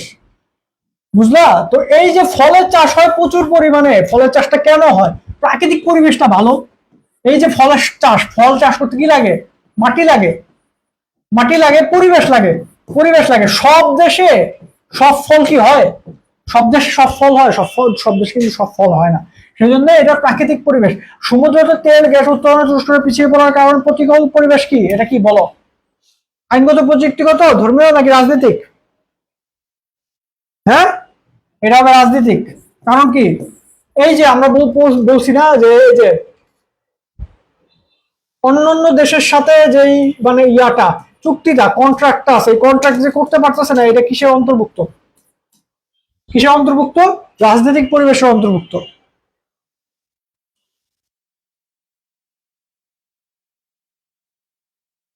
বললাম। অর্থনৈতিক পরিবেশের উপাদান নিচের কোনটি বলো? এটা তো ইজি, বুঝে যেতেছে।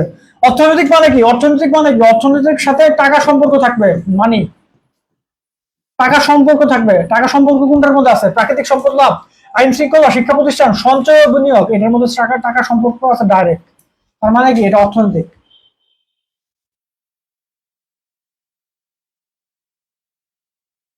এগুলো তোমরা পড়ে দিও, বাকিগুলা বেশি কঠিন না। দেখো, এক মালিকানার ব্যবসা।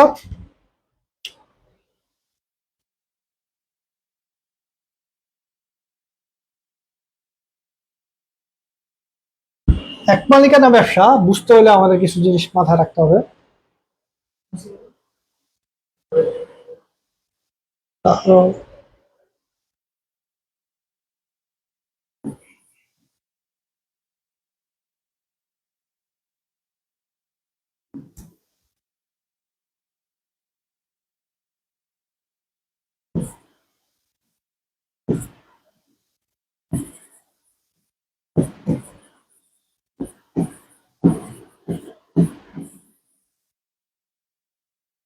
এক মালিকানা ব্যবসা হইতে হলে আমাদের মালিক কজন হইতে হবে? মালিক আমাদের একজন হইতে হবে। এক মালিকানা ব্যবসা সাধারণত কি, সাধারণত পরিসর হয় হলো ছোট। মূলধন কোথা থেকে আসে? মালিকের নিজের থেকে। তো এক মালিকানা ব্যবসা বলতে আমরা মাথায় রাখতে হবে ইয়াটা থাকবে ছোট, ব্যবসা প্রতিষ্ঠানের ইয়াটা থাকবে ছোট এবং মালিকের নিজস্ব থাকতে হবে, এই ব্যাপারগুলো। এইটা যদি মাথায় রাখো বাকিগুলো তুমি এমনিই পারবা। দেখো বাকিগুলো কেমনে পারা যায়।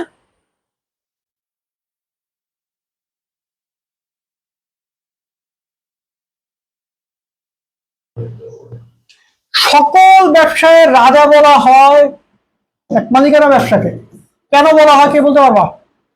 কারণ কি দেখবা, আমাদের এক মালিকানা ব্যবসায় কিন্তু বেশি, মানে বেশি, অনেক বেশি পরিমাণে আছে হলো আমাদের এক মালিকানি ব্যবসা। এক মালিকানা ব্যবসা মানে করতেও সোজা, মানে কম যেহেতু মানে মূলধন লাগে, যে কেউ এক মালিকানা ব্যবসা মানে করতে পারে। যেমন তুমি একটা ফলের দোকান দিবা, তোমার কাছে মনে করো 50,000 টাকা আছে, তুমি 10,000 টাকা জোগাড় করছো, জোগাড় করে একজন মনে করো দোকান শুরু করে দিচ্ছে, এক মালিকানা ব্যবসা। তো এরকম আশেপাশে অনেক এক মালিকানা ব্যবসা তুমি দেখতে পাবা। আর সার্ভাইভাল অফ দ্য ফিটেস্ট কথাতে প্রযোজ্য নয় এক মালিকানা ব্যবসার ক্ষেত্রে। কেন বলতে পারবে কেউ যে কেন এটা বলা হয়? সিম্পলি বলি, দেখো এক মালিকানা ব্যবসাতে যেহেতু একজন মালিক, সেহেতু সে কিন্তু ইচ্ছা করলে কম দামেও সেল করতে পারবে, খুব কম প্রফিট নিয়েও সেল করতে পারবে। বাট অনেক বড় বিজনেসেই পলিসি বা শেয়ার হোল্ডার এগুলোর কারণে তারা কম প্রফিটে সেল করতে পারে না, বুঝলা? তো সেই জন্যই এই survival of the fittest, somehow তোমার সার্ভাইভ করেই যায়, এক মালিকানার ব্যবসাটা সার্ভাইভ করতে পারে। বুঝতে পারলা যে এক মালিকানার ব্যবসা সামহাও সার্ভাইভ করতে পারে। কারণ কি, ইচ্ছা করলে মালিক কম দামে মনে করো ইয়া করতে পারে। সেই জন্য দেখবা যে অনেক দোকান আছে লাভ হইতেছে না, কম লাভে সেল করতেছে, তাও ওর দোকানটা ঠিক আছে, ব্যবসা বিলুপ্ত হচ্ছে না, বুঝলা? আর এক মালিকানা ব্যবসা যে করবা, মনে করো তুমি এক মালিকানা ব্যবসা করতে চাইতেছো, তাহলে কি তুমি, তোমার তো প্রথমে লাগবে হলো পুঁজি। এরপর কি লাগবে? তোমার লাগবে হলো ট্রেড লাইসেন্স। এক মালিকানা ব্যবসা করতে কি লাগবে? ট্রেড লাইসেন্স লাগবে। আর সাংগঠনিক ভাবে সত্তা দুর্বল থাকে হলো এক মালিকানা ব্যবসা। আর দায় দায়িত্বের ভিতরে সব থেকে বেশি ঝুঁকিপূর্ণ কি? এক মালিকানা ব্যবসা। কারণ কি, এক মালিকানার ব্যবসার দায় অসীম।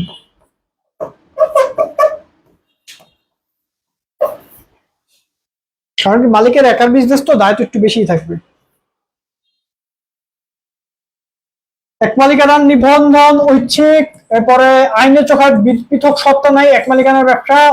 আমরা জানি যে যৌথ মূলধনী ব্যবসার পৃথক সত্তা আছে, বাট এক মালিকানার ব্যবসায় আইনের চোখে পৃথক সত্তা নাই। প্রাচীন জনপ্রিয় সরল ব্যবসা হলো এক মালিকানা ব্যবসা। 80 বা 65% হলো এক মালিকানা ব্যবসা। ব্যবসার এক মালিকানা, এটা মনে রাখবেন, ব্যবসার বিরুদ্ধে মামলা করা যাবে না এক মালিকানা ব্যবসা, বাট মালিকের বিরুদ্ধে কিন্তু করা যাবে, বাট ব্যবসা প্রতিষ্ঠানের নামে তুমি করতে পারবো, বুঝলা? আর তোদের মানে ছোট মুখ্য কারণে মালিকের সামর্থ্য কম থাকে, সীমাবদ্ধতা।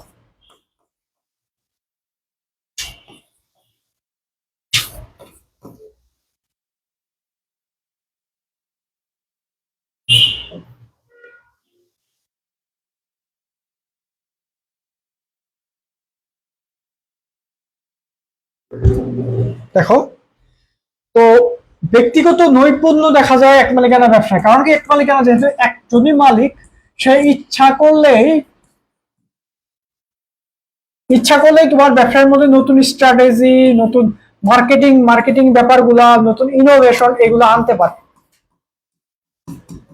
অন্যান্য ব্যবসাতে এই ইচ্ছা করলেই অনেক কিছু করা যায় না, অনেক বাধা থাকে, অনেক বিপত্তি থাকে। সেই জন্য নৈপুণ্য দেখার ইয়া হলো এক মালিকানা ব্যবসা বেস্ট। দ্রুত সিদ্ধান্ত নেওয়ার, সে মালিক যেহেতু একজন, তো সিদ্ধান্ত দ্রুতই তো নেওয়া যাবে, তাই না? মালিক মনে করো মানে একটা ব্যবসার মালিক আছে 5 জন, একজন বলতেছে, একজন মানে মানে সবাই মিলে সিদ্ধান্ত, একজনের মনে হলো যে 5% ডিসকাউন্ট দিলে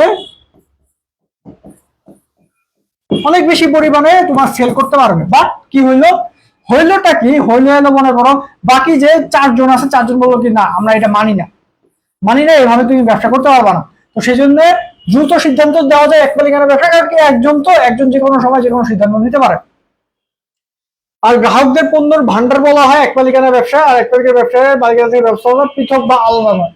মালিক যে ব্যবসার ব্যবস্থাপনাও যে মালিক, ওনারও যে ম্যানেজমেন্টও সে।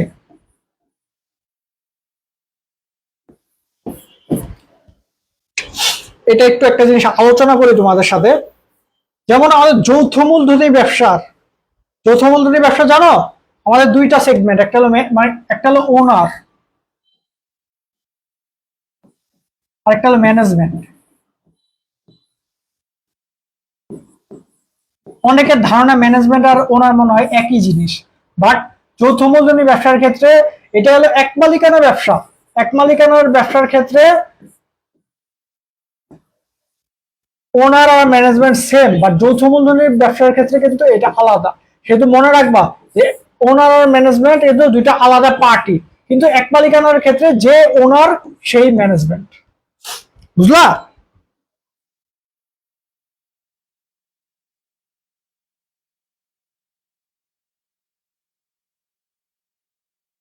দেখো এটা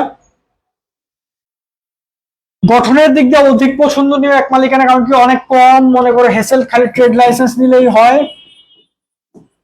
সরি,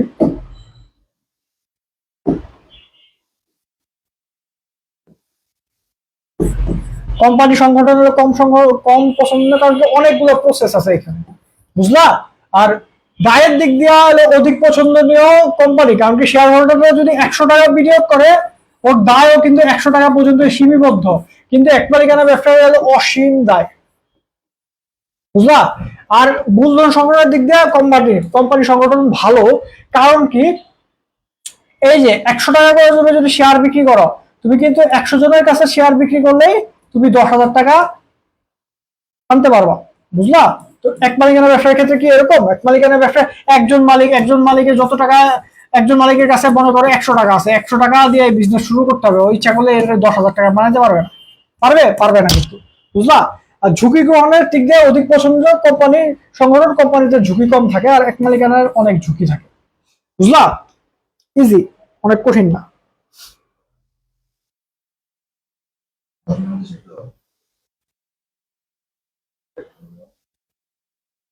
এটা দেখো, এটা অ্যান্সার করো, এগুলো এগুলো সহজ সহজ ইম্পর্টেন্ট কোশ্চেন, তোমরা পারবা।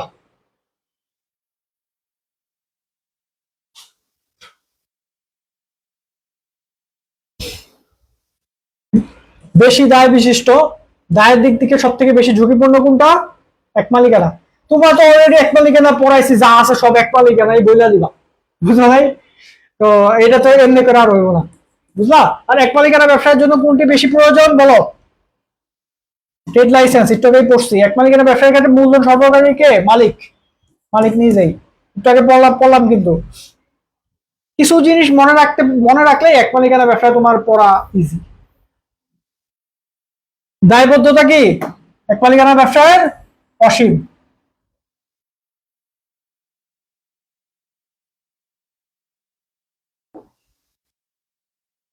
দেখো, এটা অ্যান্সার করো, কে করতে পারবা?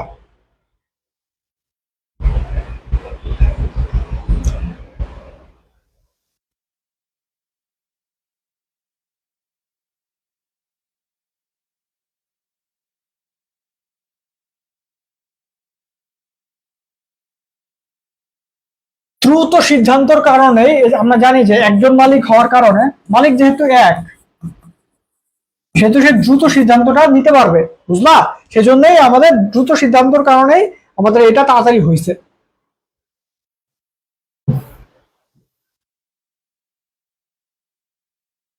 ঝুঁকি বন্টনের সুযোগ নাই কোনটার ক্ষেত্রে? এক মালিকানা। প্রত্যক্ষ সম্পর্ক গড়ে ওঠে কার সাথে? এক মালিকানা। কেমনে প্রত্যক্ষ সম্পর্ক কেমনে? মনে করো মালিক এলো রহিম, তুমি রহিম ভাইয়ের দোকান থেকে প্রতিদিন কি কিনো? প্রতিদিন মনে করো তুমি খাতা কিনো। এক সময় তোমার এই রহিম ভাইয়ের সাথে একটা সম্পর্ক গড়ে উঠলো, তোমারও রহিম ভাই চিনে, তুমিও রহিম ভাইকে চিনো, তাহলে প্রত্যক্ষ সম্পর্ক গঠন হলো না। প্রত্যক্ষ সম্পর্ক যেহেতু গঠন হলো, সেহেতু এটা এক মালিকানা ব্যবসা। নিচের কোনটি এক মালিকানা ব্যবসা? বলো। হক জুয়েলার্স, হক একটা মানুষের নাম। সারমিট লিমিটেড, গ্রামীণ ফোন তো জানোই, আর নেসলেও তো মাল্টি এমএনসি, বুঝলা?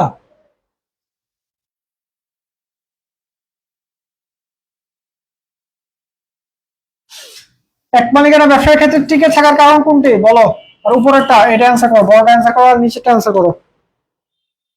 দ্রুত আগাইতেছি কারণ কি সময় অল্প।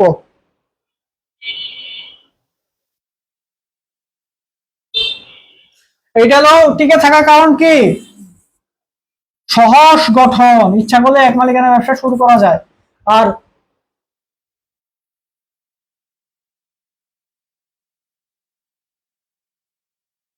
দেখো করোনার কারণে কি করছে, করোনার কারণে সে হলো তোমার পণ্য অনলাইনে বিক্রয় করা শুরু করছে। এটার কারণে মানে এক মালিকানার কোন বৈশিষ্ট্যের কারণে এটা হচ্ছে দেখো, নমনীয়তা। ইচ্ছা করলেই তুমি এক মালিকানা ব্যবসা অফলাইন থেকে অনলাইন নিতে পারবা। কারণ কি, মালিক যেহেতু একজন, অফলাইন থেকে অনলাইনে নিতে পারবা। মালিক একজন, সিদ্ধান্ত গ্রহণ করা যাবে তাড়াতাড়ি, তুমি ইচ্ছা করলে নিতে পারবা।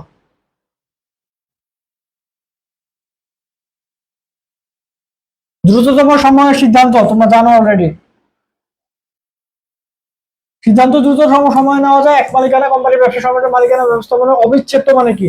অবিচ্ছেদ্য মানে হলো এক, এক এক হলো অবিচ্ছেদ্য। কোনটা? এক মালিকানা। একটু আগে পড়াইছি, কি কি পড়াইছি? এনটিটি আর ওনার। ওনার এই দুটো হয়তো হবে এক, এক হয়েছে কোনটার ক্ষেত্রে? এক মালিকানা। আর ব্যবসার ক্ষেত্রে এক মালিকানা ব্যবসা অতি উত্তম। কোন ব্যবসার ক্ষেত্রে এক মালিকানা অতি উত্তম বলো? পরিবহন, আবাসন, চিকিৎসা, রেস্টুরেন্ট, কোনটা বলো? কে বলতে পারবা? অনেক রেস্টুরেন্ট আমরা আশেপাশে দেখি, রেস্টুরেন্ট গুলা কিন্তু এক মালিকানা ব্যবসার ক্ষেত্রে অনেক বেশি ইম্পর্টেন্ট। কারণ গড় পরিবহন অনেক মূলধন প্রয়োজন, আবাসন অনেক মূলধন প্রয়োজন, চিকিৎসা অনেক মূলধন প্রয়োজন, রেস্টুরেন্ট অনেক মূলধন প্রয়োজন। তুমি অল্প টাকা দিয়েই রেস্টুরেন্ট শুরু করতে পারবা।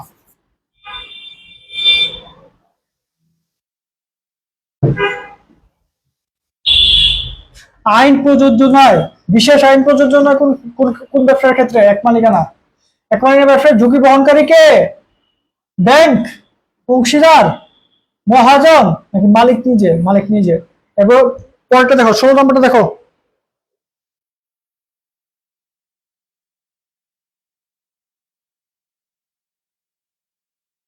অর্ক ট্রেডার্সের মালিক বিশ্ব সুমন একটি স্যানিটারি টাইলস ব্যবসা পরিচালনা করেছেন। তার দোকানে 5 জন কর্মী রয়েছে। প্রতি বছর 25 তিনি মুনাফার একটি অংশ তাদেরকে প্রদান করার সিদ্ধান্ত নেন। এই যে সিদ্ধান্ত নিছে উদ্দীপকের প্রতিষ্ঠান কোন ধরনের ব্যবসা সংগঠন? এই যে দেখো সিদ্ধান্ত নিছে না, সিদ্ধান্ত নেওয়ার নমনীয়তা কি? এটা এক মালিকানা ব্যবসা।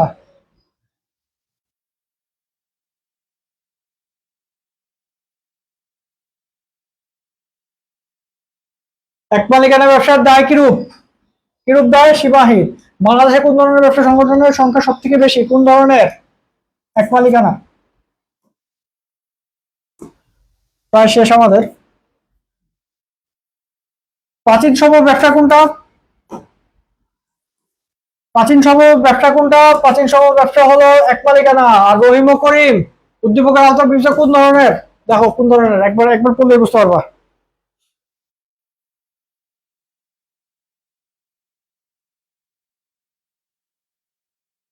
তত্ত্বাবধান, একজন তত্ত্বাবধায়ক, এটা কি? এটা হলো ম্যানেজমেন্ট।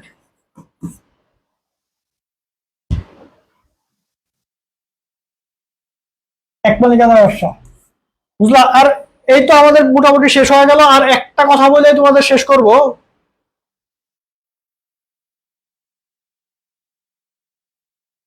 এই যে আমরা আজকে যেগুলো প্র্যাকটিস করলাম, এমসিকিউ,